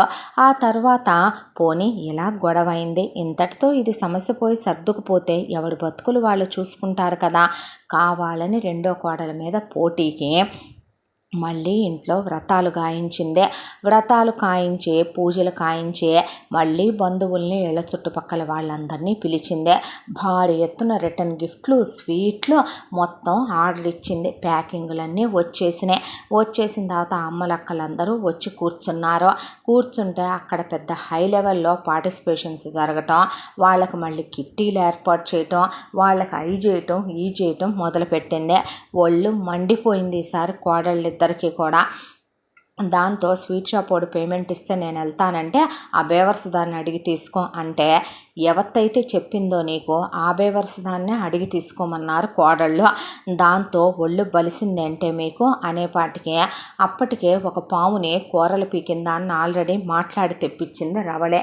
ఆ పావుని చేత్తో పట్టుకొని తీసుకొచ్చి చక్కగా వ్రతం మధ్యలో వదిలింది. ఆడోళ్ళందరూ ఎగిరి మురళి మీద కొందరు, ముకుంద మీద కొందరు, మురారి మీద కొందరు, జనార్దన్ వాటేసుకొని కొందరు. ఏంటమ్మా ఈ దరిద్రం అంటే, బావగారు మీరు మా బావగారు లాంటోళ్ళు, కాపాడండి అని. అయ్యా మీ తల్లి లాంటోళ్ళం, మీ అక్క లాంటోళ్ళం, మీ వదిన లాంటోళ్ళం, మీ ఆవిడ్ని ఆ పాము వెనక్కి తీసేయమనరా వెళ్ళిపోతాం మేము అంటే, ఇంకోసారి వస్తారంటే ఇలాగా చీరలు ఎగేసుకొని వ్రతాలని నోవులని ఇది సిగ్గు లేకుండా పిలవటం, మీరు రావటం, వచ్చి ఇళ్ళ మీద పడి తినేళ్ళటం, కిట్టి పార్టీలా ఒళ్ళు బలిసి ఇళ్లల్లో మొగుళ్ళు సంపాదించుకొచ్చి పెడతంటే ఏసీల్లో కూర్చొని తిన్నది అరక్క. ఏం పత్యాపారాలు ఇవన్నీ. అసలు కిట్టి పార్టీలు కావాలి మీకు. కిట్టి పార్టీలో ఒక్కోదానికి మీ వయసు ఎంత, మీరు చేసే పనులేంటి, కూర్చొని కృష్ణారామ అనుకోవచ్చు, ఏ రామకోటో రాసుకోవచ్చు, మూసుకొని టీవీలు చూసుకోవచ్చు, ఏ జపమో చేసుకోవచ్చు, కుట్లు అల్లికలు మిషన్ కుట్టడం, వంట చేసుకోవటం, సంవత్సరానికి సరిపడా అప్పడాలో వడియాలో పప్పులో ఉప్పులో చూసుకోవటం, ఏ పచ్చళ్ళలో కారాలో చూసుకోవటం, లేదంటే గనక కాసేపు విశ్రాంతి తీసుకోవటం. ఈ కాదు పక్కింటమ్మ గురించి, ఎదురింటమ్మ గురించి, వెనకింటమ్మ గురించి చెప్పుకోవటానికి ఒక కమిటీ మీటింగు, సిగ్గు లేకుండా దీంట్లో మళ్ళీ మీరు స్పోర్ట్స్ ఆడటం, మీకు ఇందులో గిఫ్ట్లు, రిటర్న్ గిఫ్ట్లు, పార్టిసిపేషన్లో, మళ్ళీ మీరు ఒకళ్ళ కొంపల్లో ఒకళ్ళు కూర్చొని తింటాం, 10 కొప్పులు ఒక దగ్గర కూర్చొని అందులో ఒక కొప్పు వెళ్తే 9 మంది 10వ దాని గురించి చెప్పుకోవటం, ఆ తర్వాత ఒకటి వెళ్తే 8 మంది 9వ దాని గురించి చెప్పుకోవటం. సిగ్గులేని మీ బతుకులనే. ఇంకొకసారి వచ్చారనుకోండి చీరలు ఎగ్గట్టుకొని మీరు దవడ పగిలిపోద్ది చెప్తున్నాను. నీకు దండం పెడతామే అమ్మ, మళ్ళీ మీ ఇంటి సాయిలకు కూడా రావే తల్లి, ఆ పావును తీసేవే అనేసరికి పావును పట్టుకొని వస్తారా ఇంకోసారి అనేసరికి మంగెటిపోయిందా అని చూశాడు జనార్దన. డైరెక్ట్గా అసలు బీరువా పైకి ఎక్కి కూర్చునేపాటి కోతల్లే అట్టెక్కావే, నాకు చిన్నప్పుడు తాడి చెట్లు, ఈత చెట్లు, కొబ్బరి చెట్లు ఎక్కడం అలవాటు వెళ్ళిపోయినవిటి, నువ్వు ముయ్యి అందా ఆయన్నే అనేసరికి వాళ్ళందరూ చిచ్చి చాచా అనుకుంటూ వెళ్ళాక స్వీట్లోడు డబ్బులు ఇస్తావా సస్తావా అని కూర్చున్నాడు మంగ మీద. ఇయ్యవే అంది. నా దగ్గర లేవు అందరు అవలే అనేసరికి చేసేదేముంది, ఇంకా జనార్దనకు బదులు ఆయన తల్లిదండ్రులు ఆ రోజున ఎంగేజ్మెంట్లో కోడలు మాది అనిపించుకోవటానికి ఖరీదైన వజ్రంతో చేసినటువంటి ఉంగరం కోడలికి కొడుకు పేరిట పెట్టొచ్చారు.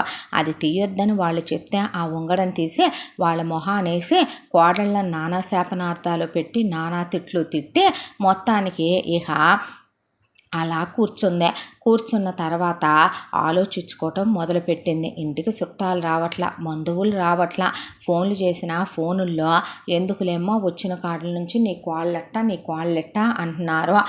చుట్టుపక్కల వాళ్ళు పలకరించడం మానేశారు. ఏందో ఈ బతుకు ఒంటరి బతుకు అయిపోయిందే అని చెప్పి అనుకుంటూ కోడలు తిక్క కుదిరించాలి అనే దాంతో ఇక ఇలాగైతే కాదు, దీనికి ఇంత ఒళ్ళు బలిసి దీనికి కండకావరం దింపకపోతే నేను మంగనెలా అవుతాను, అలివేలు మంగ తాయారునెలా అవుతాను అని మొత్తానికి బాగా గయ్యాళి గంపలైనటువంటి తన తరపు బంధువుల్లో ఒక్కొక్క ఫ్యామిలీని రమ్మనమని వాళ్ళకు ఫోన్లు చేసి వాళ్ళని రప్పించింది మంగ.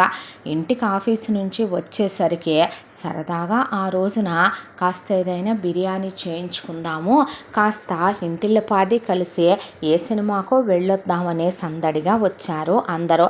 వచ్చేసరికి ఇల్లంతా చుట్టపోళ్ళు ఏంటనేది అర్థం కాల. పనమ్మాయిని పిలిచి అడిగితే, అమ్మ వీళ్ళు పొద్దుననంగా దిగారో, సరుకులు మొత్తం అయిపోయినాయి అమ్మ, వీళ్ళకు వండేపాటికి నా కూసాలు కదిలిపోయా, ఒళ్ళంతా సలుపులు వచ్చి జ్వరం కూడా వచ్చిందమ్మా అని చెప్తే, నువ్వు రాకే నేను ఫోన్ చేసిందాకా అని దాని చేతిలో ఒక 5,000 పెట్టి పంపించింది. హాస్పిటల్లో చూపించుకోమని రవళే. చాకిరంతా మన ఇద్దరం చెయ్యాలి ఇప్పుడు అంది రేవతి. ఎందుకక్క, నువ్వు కోచింగ్కి వెళ్ళిపో, నేను ఆఫీస్కి వెళ్తా, ఏది ఎలా జరగాలో నేను చూసుకుంటాగా అంది రవళి. అన్న తర్వాత వచ్చిన చుట్టాలనే పొద్దున్నే వాళ్ళ మొహం మీద నీళ్లు కొట్టి లేపి, లేవాలంటే ఏందేందని లేసారో, నువ్వేమవుతా, నాకు పిన్నినవుతా, నువ్వు వదినవుతా, నువ్వు అత్తనవుతా, నువ్వు అక్కనవుతా, సరేలే కానీ లేచి నువ్వు బాత్రూములు గడివే, నువ్వు పక్క దుప్పట్లు దులిపోయి, నువ్వు డస్టింగ్ చేసేసే, నువ్వు వంట చేద్దు కనుక, అలాగే నువ్వు వెళ్ళి డాబా మీద మొక్కలకి నీళ్లు పోయి, నువ్వు ట్యాంకీ గడుగో, నువ్వు బయటంతా ఊడ్చి ముగ్గులు పెట్టుకొచ్చేసే, నువ్వు అలాగే వెళ్ళి మా క్యారియర్లు కట్టు, అలాగే నువ్వు వెళ్ళి మొత్తం కూడా శుభ్రంగా వాషింగ్ మిషన్లో బట్టలు వేసి ఉతికే, నువ్వు అంట్లు తోమేసే, నువ్వు ఇల్లు ఉడ్చి తడిగుట్ట పెట్టేసే అని తలా ఒక పని అప్పచెప్పి వాళ్ళ దగ్గర అలాగే నుంచోనే వాళ్ళని అదిలిస్తూ కుక్కల్ని అదిలిచ్చినట్టు పనులు మొత్తం చేయించడం మొదలుపెట్టింది. దాంతో మేం చేయటమేంది పనులన్నీ, అదేంది మనం బంధువులం, మనం చుట్టాలం, మనం బరంపురం అని సినిమా డైలాగు, అయినా మీది తెనాలే మాది తెనాలే అని చెప్పలా ఒకప్పుడు సినిమాలో, మీరు చుట్టాలే మేము చుట్టాలే, అయినా పాపం పనమ్మాయి వంటమ్మాయి ఇంట్లో బాగాలేదని మానేసింది, మన ఇంట్లో పనులు మనం చేసుకుంటే తప్పేంటి అక్క, కోచింగ్కి వెళ్ళాలి, ఎగ్జామ్స్ దగ్గరికి వస్తున్నాయి, మా అత్తయ్యతో ఎంతైనా మేమేమని చేయించుతాం, కూతుళ్ళు లాంటి వాళ్ళం, మా అత్తయ్యకి కూతుళ్ళైనా కోడళ్ళైనా మేమే, మా ఇంటి మగాళ్ళకి పనులు చేసే అలవాటు లేదు, అయినా ఆడపుటక పుట్టిన మీరు మీ ఇళ్లలో మీరు చేసుకోవట్లేదేంటే మడి కాపోతే అని పనులు చేయించిందే. దానికి తోడు ఇక ఇలాగే అలా చేయించటం మొదలుపెట్టిన మంగవాళ్ళని వెళ్ళనివ్వాల. అలా 4-5 రోజులు గడిచిన తర్వాత మీ పని ఎలాగ ఉందా అని చెప్పి సరుకులు తెప్పించలా, రేషన్ బియ్యమే వండి పెట్టడం మొదలుపెట్టింది. పచ్చడి అన్నంలో వేసి కలిపేసి ఆ పచ్చడి అన్నం పెట్టడం మొదలుపెట్టింది. పాలు పెరుగు ఆపేయమందే, ఇంట్లో వాళ్ళందరినీ బయట తినేసేయమని చెప్పిందే, ఫీజులు తీసేసిందే, వెళ్ళి టెర్రస్ మీద పడుకోమంది ఇంట్లో వాళ్ళందరినీ కూడా. ఛార్జింగ్ ఫ్యాన్లు ఎత్తుకెళ్ళి పెట్టుకొని పడుకున్నారు, టెర్రస్ గేట్లు క్లోజ్ చేసుకొని. ఆ తర్వాత అయినా వెళ్ళనివ్వాల మంగ.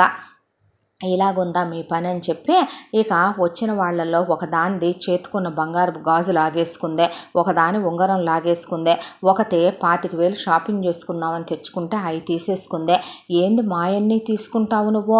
అవును మరి, ఇన్ని సంవత్సరాలుగా పందుల్లా కుక్కల్లా మా ఇంటి మీద పడి మీరు తినలేదేంటే, నీ 3 పిల్లలకు పురిటి ఖర్చు మా అత్తదేగా, నువ్వు 5వ నెల కడుపుతో ఉంటే వస్తే దున్నని మేపినట్టు నిన్ను మేపి తీసుకెళ్ళి పురుళ్ళు పోయించి, నిన్ను మళ్ళీ పుట్టాక నీ పిల్లలకు అన్నప్రాసనల ఫంక్షన్లు ఇక్కడే చేయించి, ఇదే భోజనాల ఖర్చులు పెట్టించి, నీ పుట్టిన పిల్లలకు గొలుసు మురుగులు చేయించి పంపలా, మరి ఇప్పుడు మా దగ్గర డబ్బులు లేవో, ఎక్కడి నుంచి తీసుకొచ్చి కట్టమంటావో అనేసరికి ఏమవుతున్నాయి అంతంత జీతాలు, ఎక్కడ సరిపోతున్నాయి, మా అత్త దుబారా గురించి మీకు తెలియందేముంది, వచ్చినట్టు హారత కర్పూరం అయిపోతున్నాయి, మాకే బోల్డ్ అన్నప్పులు అయి ఉన్నాయి, బాబాయ్ ఓ 25 లక్షలు ఇరాదో, అన్నయ్య ఓ 10 లక్షలు ఇరాదో, ఎంత వడ్డీ అయినా పర్వాలేదులే, మెల్లిగా నెలకో 50,000 20,000 జమేస్తాం, ఏడబోతాం చుట్టాలం బంధువులు అన్నాక అనేపాటికి మా గాజు ఇవా, లేదుగా సరుకులు కొట్టోడికి ఇచ్చేసా, నా ఉంగరం ఇవా, పాలోడికి ఇచ్చేసా, నా 25,000 ఇవా, అయ్యయ్యో ఇంకెక్కడున్నాయమ్మా నా దగ్గర, నాన్ వెజ్జులకి ఇచ్చేసా, 25,000 నాన్ వెజ్జులు తిన్నామా మేము, అయ్యో రోజు మరి ఎంతెంత ఉడుకుతుంటే ఎక్కడి నుంచి వస్తున్నాయి అనుకుంటున్నారే ఎన్నాళ్ళుగా అనేపాటికి, మీ చుట్టరికానికి దండం, నీ బంధుత్వానికి దండం, పనికి మాలిందానా, కొంపంతా దుబారా చేసి పనికి మాలిన మొహందానా అని మంగన్ నానా మాటలని బ్యాగులు తీసుకొని పలాయనం చిత్తగించారు వాళ్ళు. దాంతో బీపీ రేజ్ అయిపోయి బీపీ ట్యాబ్లెట్లు వేసుకోకుండా మొగుడిని తిట్టి కొడుకుల్ని రాల్చిపోసి కోడళ్ళని తిట్టిపోసి ఆఖరి కొడుకునైతే గనక నానా మాటలు అనుకొని మొత్తానికి కళ్ళు తిరిగి పడిపోయింది. కళ్ళు తిరిగి పడిపోయిన తర్వాత కళ్ళు తెరిచేసరికి హాస్పిటల్లో ఉంది. హాస్పిటల్లో ఉంటే డాక్టర్ గారు, మేము ఆమెకు ఆ విషయం చెప్పలేమండి అంటే, ఏ విషయం ఏమైంది నాకు అనేపాటికి, మీకు క్యాన్సర్ అమ్మా, లాస్ట్ స్టేజ్లో ఉన్నారు మీరు అన్నాడు డాక్టర్. ఓలమ్మో ఓలప్పో నేను బతకను అయితే అందే. 25% బతికే ఛాన్స్ ఉందమ్మా, కాకపోతే 2 కోట్ల రూపాయలు ఖర్చు అవుతాయి ఇప్పుడు అన్న డాక్టర్. అయితే ఆ 2 కోట్లు కడితే నేను బతుకుతాగా డాక్టరు అందే. అంటే ఆ 2 కోట్లు మీరు ఎంత తొందరగా తెస్తే అంత మంచిదమ్మా, మీకున్న టైము రేపటి నుంచి కరెక్ట్గా 40 రోజులు. ఈ 40 రోజుల్లో మీరు తీసుకొస్తే కనుక ట్రీట్మెంట్ మొదలు పెడతానమ్మా నేను అన్న డాక్టర్. ఇంటికి వచ్చాక ఒరే ఏమయ్యో తొందరగా వెళ్ళి ఆ డబ్బులు తీసుకురండి, నాకు చూపించండి. ఎక్కడి నుంచి తెమ్మంట? బ్యాంకులో ఉంది ఎంతో తెలిసే 10 లక్షలు. అది చిన్న కోడలు నీతో ఎదురు తిరిగి ఈ కాస్త కాలంగా ఆ పిల్ల పోగు చేసుకొచ్చిన డబ్బులు. ఇన్నేళ్లుగా మా జీతాలన్నీ నీ ఇష్టానికి నువ్వు నీ వాళ్ళకి నా వాళ్ళకని తేడా లేకుండా పాపం అంతా ఆత్మీయతతో బంధువులనే పాపం వాళ్ళని రాబందులని నేనన్నా ఊరుకోకుండా వాళ్ళ కోసం నువ్వు ఖర్చు పెట్టావు కదా. మొత్తం మన చుట్టాలు ఎన్ని గడపలు ఉంటాయి? 300 గడపలు ఉంటాయి. ఒక్కొక్క గడపకి వెళ్ళి నువ్వు 10 లక్షలు అడిగినా 3 కోట్లు. ఎవరో ఒక 100 మంది ఇవ్వకపోయినా 200 మంది నీ కోసం ఎవరా చెప్పు. మన ఇంటి తరపున నేను 10 లక్షలు వేస్తా. నువ్వు ఎంత తొందరగా వెళ్ళి డబ్బులు తెచ్చుకుంటే నేను అంత తొందరగా ట్రీట్మెంట్ మొదలు పెడతా. మరి నువ్వా రూపాయి దాసావా? నాకేం చూసి అప్పు పుట్టుద్ది? నాదేమన్నా గవర్నమెంట్ ఉద్యోగమా? నాకేమన్నా సొంత ఇల్లుందా? తాకట్టు పెట్టడానికి ఆస్తులు ఉన్నాయా? కోడళ్ళు పుట్టింటోళ్ళు ఇచ్చినవి ఉన్నాయిగా అందే. అయ్యి మనం ఎలా తీసుకుంటాం? అయినా లేవత్తయ్యా మాయే ఏమైనాయే అన్న తర్వాత మేము ఆల్రెడీ వేరే చోట పెట్టుబడికి కావాలంటే ఇచ్చేసాం, వాళ్ళు 10 ఏళ్ళు దాకా అన్నారు కోడళ్ళు.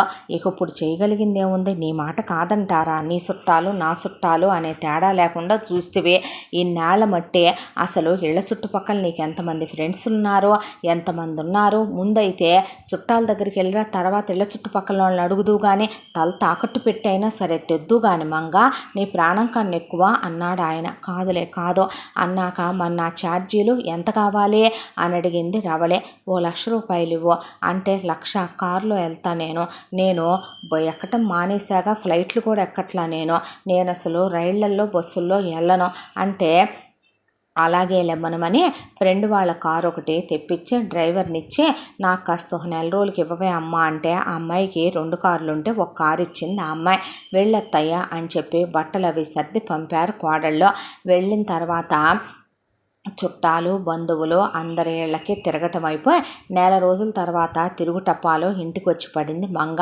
మనిషి పీక్కుపోయి ఎముకలు గూడైపోయి కళ్ళు ఎంతెంత లోతుకుపోయి తలకు రంగు కూడా లేక మొహానికి మేకప్ లేకుండా ఇది ఎంత ముషిల్దైపోయిందా అని ఎన్నాళ్ళు మేకప్తో కవర్ చేసి హెయిర్ డైలు బ్యూటీ పార్లర్ మెయింటెనెన్సులతో కవర్ చేసుకొచ్చిందా అన్నట్టు కొడుకులు మొగుడు కోడళ్ళు ఇంట్లో అసలు అలా పనమ్మాయి కూడా చూస్తా నిలబడిపోయిన తర్వాత ఇళ్ళ చుట్టుపక్కల వాళ్ళని అడుగుతానంటే వాళ్ళు మంగ వెళ్ళిన దాకా మెదలకుండా ఊరుకొని మంగ సిచ్యువేషన్ చెప్పిన తర్వాత వాళ్ళందరూ మొత్తానికి మంగని మళ్ళీ ఇంటి దారి పట్టేలా చేశారు.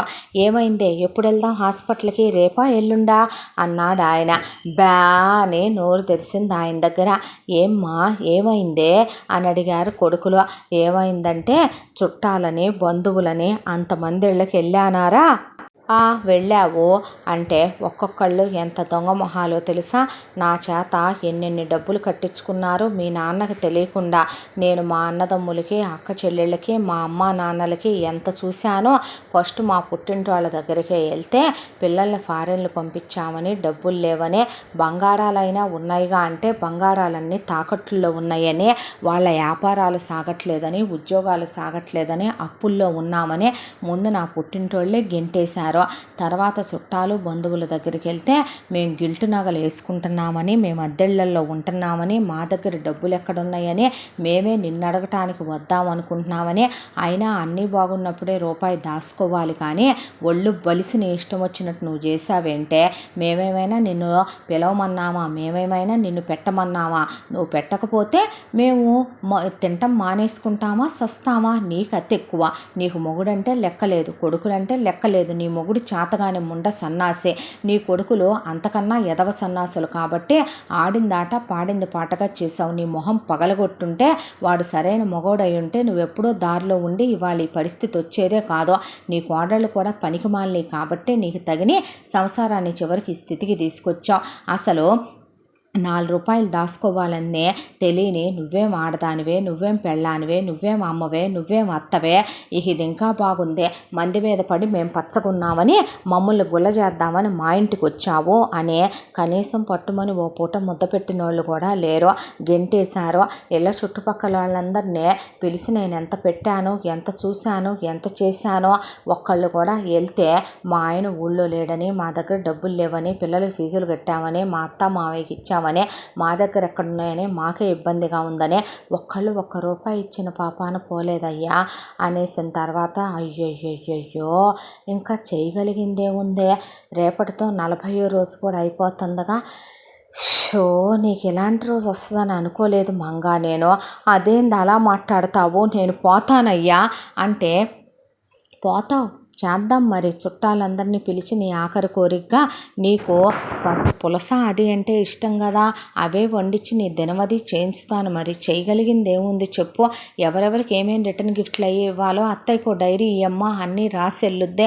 అత్తయ్యని మరి గంధపు చెక్కలతో తగలేంచలేం లేవే, సరిపేళ్ళలోకేనా మద్ది మారేడు, లేదంటే గనక ఓ పని చేయమంటావా, మామిడి దేంతో తగలేంచమంటావు, ఏం మాట్లాడుతున్నావు నువ్వు. మరి ఏం చేయనే నేను ఇప్పుడు, నీకు అన్నీ తెలుసు మంగ. వాళ్ళన్న దాంట్లో కొంత నిజం లేకపోలేదు కదా. మరి డబ్బు చేతిలో ఉన్న రోజు, పెత్తనం నీ చేతికి అప్పచెప్పిన రోజు నువ్వే కదరా రూపాయి దాసుకుందే. సరేనమ్మా, ప్రశాంతంగా పడుకో, పోబోయేటప్పుడు ఎందుకు ఈ టెన్షన్లన్నీ నీకు. కృష్ణారామ అనుకో, నీకు నచ్చిన టీవీ ప్రోగ్రామ్స్ చూడు, రేవతే అమ్మకు నచ్చినవి వండి పెట్టు, రవళే అమ్మతో ఈరోజు నువ్వు గొడవ పడకో, మురారే నువ్వు అమ్మనేమీ అనకరా అన్నారు అన్నలో. అలాగే అన్నాక సరేలేవే, నేనుంటే నీకెటు మనశ్శాంతి ఉండదుగా, కట్టుకోవాలనుకున్న చీరలన్నీ కట్టుకో, చింతలపూడి బంగారం అంతా వేసుకొని ఒకసారి అద్దంలో చూసుకో, అయ్యన్న ఒరిజినల్ బంగారం అయి ఉంటే అమ్మి నయం చేయించేవాడిని, మరి ఏం చేద్దాం చెప్పు అనేసి మేము దగ్గరే ఉండి ఎక్కడ చూడము, నీ సావు మేము చూడలేము, రిసార్ట్లో రూములు బుక్ చేసుకున్నాం, ఈరోజు పార్టీ ఉంది మాకు, మేము వెళ్తున్నాం బాయ్ అన్న తర్వాత నేను ఒక్కదాన్నే అనాథ శవంలా బొమ్మంటారేందిరా అంటే, భలే దానివే, చుట్టాలు బంధువులు ఫోన్ చేసి కాల్ మాట్లాడుకుంటా ఉండు, ఏదో ఒక కాల్ దగ్గర నీ మాట ఆగిపోద్దే, వాళ్ళే మాకు కబురు చేస్తారు అని బయలుదేరి వెళ్ళిపోతే వంటమ్మాయిని పనమ్మాయిని ఉండమందే. ఆ అమ్మాయి లేదమ్మా, నాకు నా మొగుడు పిల్లలు ఇల్లు సంసారం ఉందే, నేను మీ ఇంట్లోనే పని చేయటానికి ఎందుకు ఒప్పుకున్నానో తెలుసా, ఎంతమంది ఉన్నా నా మొగుడు ఒక్కడు కష్టపడుతున్నాడు, ఆయన కష్టపడ్డ డబ్బులు మాకు సొంత ఇల్లుందమ్మా, స్థలం కొనుక్కున్నాం, అక్కడ ఇంకో పోర్షన్ వేపించి ఆయన దాన్నే 4 వాటాలుగా వేయించి అద్దెకిద్దాం అనుకుంటున్నాడు పిల్లల కోసం. నాకు 2 పిల్లలు మంచి కాన్వెంట్లో చదివించుకుంటున్నాను, ఈ రూపాయి ఎత్తుకెళ్ళి నేను కాస్త మా ఇద్దరి పేరు మీద దాచుకుందామని, పిల్లల భవిష్యత్తు కోసమని నేనేం ఖాళీగా ఉండనమ్మా, వెళ్ళిన తర్వాత మిషన్ కుట్టుకుంటాను, అది కాకుండా మా ఆయన ఇంటికి వచ్చిన కాడి నుంచి పార్ట్ టైం ఉద్యోగాలు చేస్తాడు, ట్యూషన్లు చెప్పుకుంటాను నేను, ఏదో 4 రూపాయలు ఒళ్ళు సరిగ్గా ఉన్నప్పుడు, కాళ్ళు చేతులు ఉన్నప్పుడు రూపాయి పోగు చేసుకోలేదనుకోండి, రేపొద్దున మీ బతుకులాగే నా బతుకు తయారవుద్దే, వెళ్తాను నేనని వెళ్ళిపోయింది ఆ అమ్మాయి. దాంతో కూర్చొని ఆలోచించుకుందే. పెళ్ళైన క్షణాలు ఆయన కట్నం వద్దని చేసుకురావటం, తనకి చదువు లేకపోవటం, ఆ తర్వాత ఆయన ఒక మాట అనకపోవటం, అత్తమామలు ఒక మాట అనకపోవటం, ఆ తర్వాత తనకి డబ్బులు ఇవ్వటం, పెత్తనం ఇవ్వటం, అప్పటికే ఆయన ఏమనకపోవటం, ఆయన పరువు తీయటం, ఆ తర్వాత పిల్లలు ఎదగటం, పిల్లల్ని కంటం, పిల్లల్ని పట్టించుకోపోవటం, పిల్లల్ని ఏ రోజు దగ్గరికి తీయపోవటం, పిల్లలు పెరిగి పెద్ద అయిన తర్వాత వాళ్ళ భవిష్యత్తుల గురించి తను ఆలోచించకపోవటం, వాళ్ళకు రూపాయి దాయబోయినా తనే చుట్టాలని పిలిచే నానా యాగి చేయటం, ఆ తర్వాత పరిస్థితి ఇక్కడ దాకా తీసుకొచ్చుకోవటం, వీటన్నిటికీ తనేగా తప్పుల మీద తప్పులు చేసుకుందే అనే దాంతో అలా దేవుణ్ణి తలుచుకుంటూ పడుకొని నొప్పి తెలియకుండా తీసుకెళ్ళిపోనన్నని, నేను ఏ పాపం చేసినా నాకు తగలని, మాకు ఎప్పుడు మొగుడిని మొగుళ్ళ పిల్లల్ని పిల్లల్లా చూడలేదు, క్షమించు అనేసి అలా పడుకుందే. ఆ తర్వాత ఇక తెల్లారే నేను లేవనేమోలే అనుకున్న తర్వాత తెల్లారి కళ్ళు తెరిచి చూసేపాటికి లేస్తే భగవంతుడు నా ఆయుష్లో ఇంకో రోజు రాశాడు చూశావయ్యా అనేపాటికి జనార్దన్ బ్యాగు అప్పటికే సర్ది రెడీగా ఉంటే ఆ బ్యాగు తీసుకొని వీధిలోకి విసిరేసి మంగనే ఆయన బెల్ట్ తీశాడు. దాంతోపాటు బయట నుంచి కొనుక్కొచ్చిన 2 కేన్ స్టిక్కులు తీసి కుక్కని కొట్టినట్టు కొట్టాడు పడేసి. వామ్మో వాయ్యో సావుపోయే మనిషిని కొడతావా, నీ చేతులు ఎరగా నీ కాళ్ళు ఎరగా నీకేం పోయే కాలం వచ్చిందిరా అంటే ఏమండి అని పిలవ్వే, ఏమండి అని పిలు. ఏమయ్యో నిన్నేరా, ఒరే అరే నువ్వు పెనిమిటి అన్నా నేను ముద్దుగా పిలిచావనుకున్నానే పనికి మాలిందానా. నువ్వు బజార్ వేషాలేస్తూ నువ్వు బరితెగించి తిరుగుతూ కోడళ్లను పట్టుకొని బజారోళ్ళని కోడళ్లను పట్టుకొని అలగా రకాలని అంటావా. నీకే క్యాన్సరు లేదే, నేనే డాక్టర్తో అలా చెప్పించా. కొడుకులు కోడళ్ళకు కూడా ఆ విషయం తెలుసు. నీ ప్రాణం మీదకి వచ్చిందనేపాటికి ముష్టెత్తుకున్నావు కదే బిచ్చగత్తెలాగా.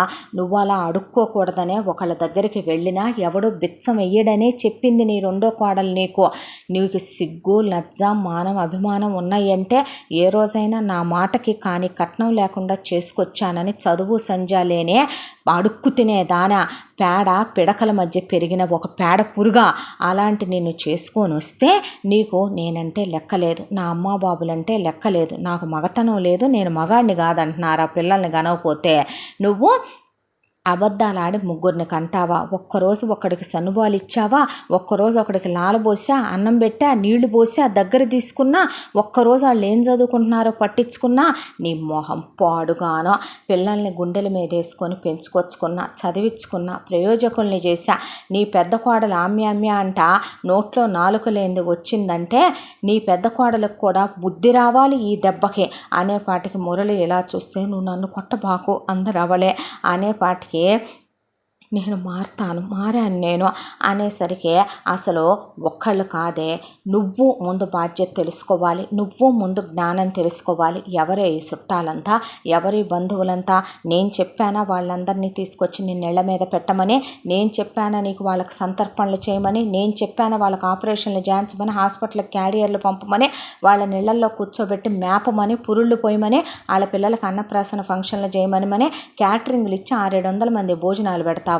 నీ ఇష్టం వచ్చినట్టు రిటర్న్ గిఫ్ట్లు ఇచ్చి కిట్టి పార్టీలా, వ్రతాల, నోముల నీ ఇష్టం వచ్చినట్టు చేస్తావా. నీ బతుకు చెడా. నీ మెళ్ళో మమ్మ పెట్టిన మంగళసూత్రం నల్లపూసలు తప్ప ఈ రోజుకో బంగారు వస్తువు ఉందా. పిల్లలకు వాళ్ళ అత్తగారు వాళ్ళు పెట్టింది తప్ప నువ్వేమన్నా ఛాన్స్ కలిగావా. పిల్లలు ఎంత మదన పడుతున్నారో ఏ రోజన్నా పట్టించుకున్నావా. నీ బతుకు చెడా. నిజంగా నీకు ఈ రోగం వచ్చుంటే ఇప్పుడు నువ్వు పోవటమేగా. ఆ 2 కోట్లు ఖర్చు పెట్టాను నా దగ్గర నిజంగా 2 రూపాయలు కూడా నువ్వు మిగల్చలేదు కదే. చుట్టాలన్నావు, బంధువులన్నావు, వెళ్ళావు, చీ అన్నావు, తువ్వు అన్నావు, కాండ్రిచ్చి ఉమ్ము ఇంచుకొని వచ్చావు వాళ్ళందరితో. నువ్వు బిచ్చం ఎత్తుకొని ముష్టిదానివై తిరిగి వచ్చావు కదే. అదే బతుకు మన పిల్లలకు కూడా పట్టించాలంటావా. రేపొద్దున నీ ధనదాహానికి హద్దెక్కడా. అసలు నా ఇష్ట ప్రకారం నేను కోడళ్ళకి పెత్తనం అప్పచెప్పా. ఇక నుంచి నువ్వు మూసుకొని పడుండు. లేదంటే గనక నీ పుట్టింటికే వెళ్తావో, గుడి దగ్గరే పడుంటావో, అడుక్కు తింటావో ఎలుపో. నిజమే నీ చుట్టాలు బంధువులు అన్నట్టు నేను మగాడిని కాక అసమర్థుణ్ణయ్యి నా పిల్లలు తల్లనే గౌరవంతో నిన్ను తన్నకుండా వదిలేసే కోడళ్ళు పెద్దదానివి, అత్తవి, అమ్మంత వయసున్న దానివి, అమ్మలాంటి దానివి వదిలేసి ఒళ్ళు బలిసిందే నీకు. ఏంటంత బరితెగింపు నీలో అసలు. ఎన్ని లక్షలు వాడతావు ఇంట్లోకి. అసలు అడ్డమైనవి నువ్వు ఎందుకు నెత్తి మీదకి తెచ్చి పెడతావు నాకు. అసలు ఇది ఇల్లా, సంసారమేనా. మనకి తినటానికి లేక ఉండటానికి లేక కోడళ్ళ గ్రామ్ బంగారం పెట్టావా. ఆ పిల్లల్ని నానా మాటలంటావా. ఇక నుంచి కుక్కల్లే నువ్వు కుక్కల్లే పడుండాలి. నీకే టయానికి ఆ టయానికే బొచ్చులో ముద్దేస్తారు వాళ్ళు. తిని మూసుకొనుండో. లేదంటావా గెట్ అవుట్. ఇప్పుడు నీకు నేను విడాకులు ఇవ్వటానికి కూడా రెడీ అన్నాడు ఆయన. అనేసరికి వద్దు నువ్వు చెప్పినట్టే వింటానయ్యా, నేను ఎక్కడికి వెళ్ళను, నాకు క్యాన్సర్ లేదుగా, నాకే చుట్టాలు బంధువులు వద్దు, నాకు బుద్ధి వచ్చింది, నన్ను క్షమించండి అని కోడళ్ళనని. ఒరే నేను మీదట ఏది కలగజేసుకోనరా అంది కొడుకులతో. అమ్మా ఎప్పుడైనా మా వయసు కుర్రాళ్ళంతా బైకుల మీద వెళ్తున్నారు. ఉద్యోగాలు వచ్చిన తర్వాత మా ఫ్రెండ్స్ అందరూ ఇల్లు కొనుక్కొని మమ్మల్ని గృహప్రవేశాలు పిలుస్తున్నారు. పెళ్ళాలని హనీమూన్లకి ట్రిప్పులకి తీసుకెళ్తున్నారు. పెళ్ళాలకు అది ఇది అని డైమండ్ నెక్లెస్ కొన్నామని, పెళ్ళాలకు సీమంతాలు చేయిస్తున్నామని, అదని ఇదని అన్నా. మేమెందుకు పిల్లల్ని కంటలేదో తెలుసా. వాళ్ళకి రేపు ఏం లైఫ్ ఇవ్వగలుగుతామని. అసలు మురారి పెళ్ళే ఎందుకు చేసుకొని అంటున్నాడో తెలుసా. రేపొద్దున రేవతిలాగా రవళిలాగా రవళిలాగా వచ్చిన వాళ్ళు ఉంటారా అని వాడి భయం. నిన్ను వాళ్ళందరూ అనలేని మాట, నీ కోడల్లో నీది ఒక బతుకేనా, నువ్వు బతుకుతున్నావు, వీధిలో కుక్క బతుకుతుందే, నీ బాధ్యత మేము ఎందుకు మోయాలి, ఈ నిమిషం నువ్వు ఇంట్లోంచి బయటికి నడువని మమ్మల్ని తీసుకొని వాళ్ళు వేరు కాపురాలు వెళ్ళిపోయినా నిన్ను గెంటేసినా ఎంతసేపు పనమ్మా, మనిషివైతే అర్థం చేసుకొని మారుతావు. ₹1 స్థిరచరాస్తులు లేవో, మాకు ఎలా ఉంటుందో తెలుసా, బయటికి వెళ్తే మా కింద 4 పోస్టులు కిందన్నోడు కూడా ఇల్లు వాకిళ్ళు కొనుక్కొని కారుల్లో తిరుగుతుంటే, పెళ్ళాలతో లైఫ్ ఎంజాయ్ చేస్తుంటే, పిల్లల్ని కంటుంటే మా బతుకులు ఏంటమ్మా ఇలా చేసేసావు నువ్వు అని వెళ్ళిపోయారు కొడుకులు. ఆ తర్వాత మంగ కంప్లీట్గా నోరు మూసేసుకుంది. ఇక రెండో కోడలు ప్లాన్ చేయటం మొదలుపెట్టింది. ఈలోపు రేవతికి తను అనుకున్న పెద్ద పోస్టే గవర్నమెంట్ జాబు వచ్చేసింది. వచ్చిన తర్వాత రేవతి శాలరీ కూడా తెచ్చి రవళికి ఇవ్వటం మొదలు పెడితే, ఏమంటా తీసుకున్నావు, నువ్వే చూడమ్మా బాధ్యతలన్నీ అన్నాడు జనార్దన్. అక్కడి నుంచి 3 సంవత్సరాల కాలం స్థలం కొనుక్కున్నారు. ఆ తర్వాత డబ్బులు దాచి రూపాయి పోగు చేసి 3 అంతస్తుల ఇల్లు కట్టించేసి పైన 2 అంతస్తులు కూడా అద్దెకిచ్చేసి, ఒకటేమో రియల్ ఎస్టేట్ ఆఫీస్ వాళ్ళు, ఒకటేమో బ్యాంకు కోసం తీసేసుకున్నారు. కింద వాళ్ళు ఎప్పుడూ కలిసే ఉంటారు, ఒకళ్ళనొకళ్ళు ఎవరు మాట అనుకోరు కాబట్టి వాళ్ళు కలిసే ఉంటున్నారు. కింద 5 బెడ్రూములు, 5 బెడ్రూముల్లో కూడా ఒక దాంట్లో జనార్దన్ మంగ, ఒక దాంట్లో మురళి రేవతి, ఒక దాంట్లో ముకుంద రవళి, ఇంకోటి మురారికి పెళ్ళైతే సరిపోద్ది. ఇక మిగిలిందే ప్రస్తుతానికి పిల్లలు లేరు, గెస్ట్లకు సరిపోద్ది, లేదు పిల్లలు వస్తే పిల్లలకి సరిపోద్ది, ఇల్లు ఎంత ఇరుకైతే అంత మంచిది అనుకున్నారు కోడళ్ళు. పెద్ద హాల్ వచ్చింది, పూజ గది వచ్చింది, వంటకి పనికి ఆ అమ్మాయే వస్తోంది. ఇంట్లో లిమిటెడ్గా ఉండాల్సినంత అన్ని వస్తువులు వాళ్ళకున్నాయి. దాంతోపాటు ఆ అమ్మాయి 3 కార్లు కొందే. ఎవరి కారు తాళాలు వాళ్ళే. ఒకళ్ళ తర్వాత ఒకళ్ళు పెద్దమ్మాయి పెద్దబ్బాయి హనీమూన్కి వెళ్ళొచ్చి, రెండో అమ్మాయి రెండో అబ్బాయి హనీమూన్కి కూడా వెళ్ళొచ్చారు. లైఫ్లు సెటిల్ అయినాయి. పెద్దమ్మాయికి కూడా వాళ్ళ పుట్టింటోళ్ళు ఇవ్వాల్సిన కట్న కానుకలన్నీ ఇచ్చేశారు. ఆ తర్వాత ఇక మురారిని, మరా రోజు సౌమ్య నిన్ను పెళ్లి చేసుకుంటానంది, చేసుకోవచ్చుగారా అంది రవళి. వద్దొదిన, తను నాకు ఎప్పుడూ కరెక్ట్ కాదో, ఆ రోజున నేను వివరంగా మీకు చెప్పలేదంతే. ఒకళ్ళు మన కోసం 8 ఏళ్ళు ప్రేమిస్తున్నామనో 10 ఏళ్ళు ప్రేమిస్తున్నామనో, మన కోసం చేతులు కోసుకున్నామనో, సూసైడ్ చేసుకుంటామన్నారనో, మన లైఫ్ను మనం తాకట్టు పెట్టి పెళ్ళనే జిందికానాలో అలాంటి వాళ్ళతో ఇరికిచ్చేసుకుంటే లైఫ్ లాంగ్ రిగ్రెట్ తీసుకోవాలి అంటే ఏంట్రా అన్నారు అందరూ. సౌమ్య వాళ్ళమ్మ చాలా క్యాలిక్యులేటెడ్ పర్సన్. ఆవిడకి అతి ఎక్కువ. ఆవిడ మొగుడిని తొక్కేసింది, కొడుకుల్ని తొక్కేసిందే. రేపొద్దున అల్లుడుగా నేను వచ్చే నా జీతం గురించి ఆవిడకి లెక్క చెప్పాలి. ఆవిడ కూర్చోమంటే కూర్చొని, నుంచోమంటే నుంచోవాలి. సౌమ్య మంచిదే, ఒక ఫ్రెండ్గా మంచిదే. అంతకుమించి సౌమ్య మీద నాకు ఆ రోజు ఈ రోజు ఎప్పుడూ ఆ ఫీలింగ్ లేదో. నేను ఆఫీసులో రాణి అని ఒక అమ్మాయిని ఇష్టపడుతున్నాను, పరిచయమే, చాలా మంచిదే, రెస్పాన్సిబుల్గా ఉంటుంది. రాణి ముందు సౌమ్య జీరో. ఒక రకంగా చెప్పాలంటే నాకు నాతో కలిసి నడిసే వాళ్ళు కావాలి. ఎక్కడేం జరిగినా పుట్టింటికి వెంటనే 5 నిమిషాల్లో చెప్పేవాళ్ళు కాదు. సౌమ్యను నేను పెళ్లి చేసుకుంటే ఇల్లు ముక్కలైపోద్ది, మీలా మీతో తను కలవదు, తను అలా ఉంటుంది అంతే, తన నేచర్ ఏంటో నాకు బాగా తెలుసు, నాకు అలాంటి అమ్మాయితో సెట్ అవ్వదు అని చెప్పి మురారి ఫ్యామిలీ మొత్తాన్ని తీసుకొని వెళ్ళాడు రాణి వాళ్ళ ఇంటికి. నువ్వు నన్ను ఇష్టపడ్డావా అంది రాణి. అన్న తర్వాత, చెప్తేనే ప్రేమ, చెప్పకపోతే ప్రేమ కాదా, ఇన్నాళ్ళు మా ఇంటి ఫినాన్షియల్ సిచ్యువేషన్స్ ఇవే, అందుకే చెప్పలేదు అన్నాడు మురారి. ఆ తర్వాత వీళ్ళ ఫ్యామిలీ వాళ్ళకి, వాళ్ళ ఫ్యామిలీ వీళ్ళకి నచ్చి మురారికి రాణికి ఎంగేజ్మెంటు పెళ్ళి అయిపోయింది. వాళ్ళు రేవతికి పెట్టినట్టు రవళికి పెట్టినట్టు రాణికి బాగానే పెట్టారు. రాణి కూడా మురారితో ఈక్వల్గా సేమ్ ఆఫీస్లోనే జాబ్ చేస్తుంది. సౌమ్య లైట్ తీసుకొని పెళ్లి చేసుకొని ఫారిన్ వెళ్ళిపోయి ఇక అక్కడే కుమ్ముకుంటూ తన్నుకుంటూ వాళ్ళమ్మ ఇన్వాల్వ్ అవుతూ వాళ్ళ కాపురాలు అలా సాగిపోతున్నాయి. ముందు రేవతిని పిల్లల్ని కనమని, రేవతి పిల్లల్ని కన్న తర్వాత వాళ్ళు స్కూల్కి వెళ్ళటం మొదలుపెట్టాక రవళి కంటానని, వీళ్ళిద్దరు పిల్లలు ఇక అయిపోయిన తర్వాత అప్పుడు రాణి కంటానని మాట్లాడుకున్నారు. మాట్లాడుకున్న తర్వాత ఫస్ట్ రేవతి ప్రెగ్నెంట్ అయింది. ఫస్ట్ ఒక బాబు, తర్వాత పాప అయిపోయింది. ఆ తర్వాత రేవతి పిల్లలు ప్లే స్కూల్కి వెళ్ళటం స్టార్ట్ చేశాక రవళి ప్రెగ్నెంట్ అయ్యి 2 కందే. రవళి పిల్లలు స్కూల్కి వెళ్ళటం మొదలుపెట్టాక రాణి ప్రెగ్నెంట్ అయ్యి 2 కందే. ఇంటి ముందుకే స్కూల్ బస్సులు రావటం, ఇంట్లో వంటకి పనికి అదే అమ్మాయి ఉండి పని చేసి పెడుతోంది. ఇంట్లో మంగ ఏ పని చేసేది లేదు. ఇక ఆధ్యాత్మికంలోకి దిగింది మంగ. పూజలు చేసుకోవటం, దేవుడి దగ్గర కూర్చోవటం, పిల్లల్ని అన్నీ రెడీ చేస్తే పనమ్మాయి తీసుకెళ్ళి వ్యానెక్కిచ్చి టాటా బాయ్ బాయ్ చెప్పటం, జనార్దన్ దగ్గర కూర్చొని కబుర్లు చెప్పటం, కొడుకు కోడళ్లతో టైం స్పెండ్ చేస్తూ మాట్లాడటం. మేము హనీమూన్కి వెళ్ళొచ్చాం, మీరు పెళ్ళైన తర్వాత ఆ విషయమే మర్చిపోయారని మురారి రాణిని కూడా పంపించారు. ఈలోపు జనార్దన్కి ప్రతి రూపాయి లెక్క చెప్పటం మొదలుపెట్టి రవళి ముందు 3 కోడళ్ళకి 3 సెట్లు నగలు తీసుకుంటే అత్తగారికి ఏమీ లేవని అత్తగారికి కూడా 2 పేటల గొలుసు, నల్లపూసలు, డజన్ గాజులు, ఆ తర్వాత అత్తగారికి కూడా అన్నీ కొనిచ్చి మామగారికి కూడా కారు కొనిచ్చారు కోడళ్ళు.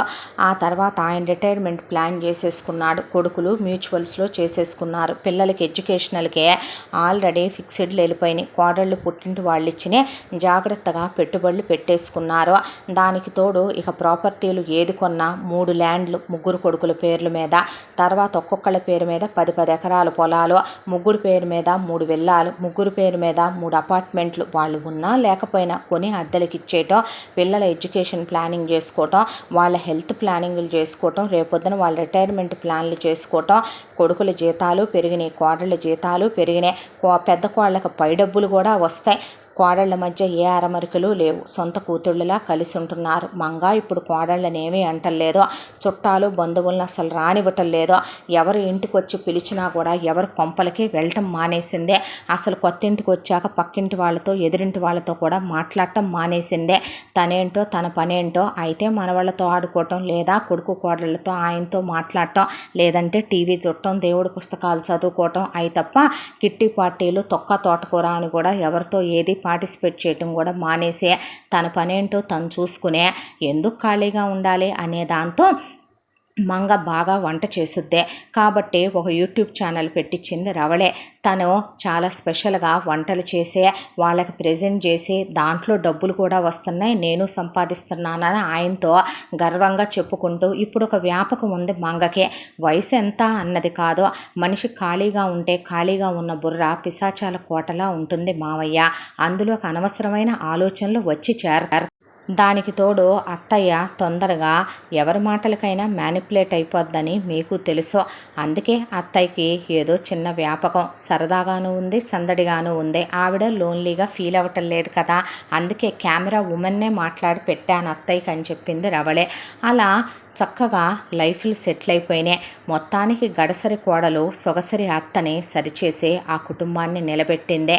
కుటుంబాలు ఎలాగైనా ఉండనివ్వండి, కానీ ఆ కుటుంబాన్ని బాగు చేసే ఎవడో ఒకడో ఏదో ఒక దేవుడు మనిషి రూపంలో వస్తాడు, వచ్చి బాగు చేస్తాడు. ఆ బాగు చేసేటప్పుడు ఇంట్లో వాళ్ళందరి సహకారాలు వాళ్ళకుంటే ప్రతి కుటుంబం ఇలాగే నిజంగా వసుదైక కుటుంబంగా మారుతుంది. ఇంతటితో ఈ కథ సమాప్తం. మళ్ళీ మరొక మంచి కథతో కలుసుకుందాం. తప్పకుండా మన ఛానల్ని లైక్ చేయండి, షేర్ చేయండి, సబ్స్క్రైబ్ చేయండి, బెల్ ఐకాన్ క్లిక్ చేసి ఆల్ అనే బటన్ని ప్రెస్ చేయడం మర్చిపోకండి. ఈ కథను మనకు అందించిన కథ రచయిత్రి జి. యామిని శ్రీనివాస్ గారు. Thank you.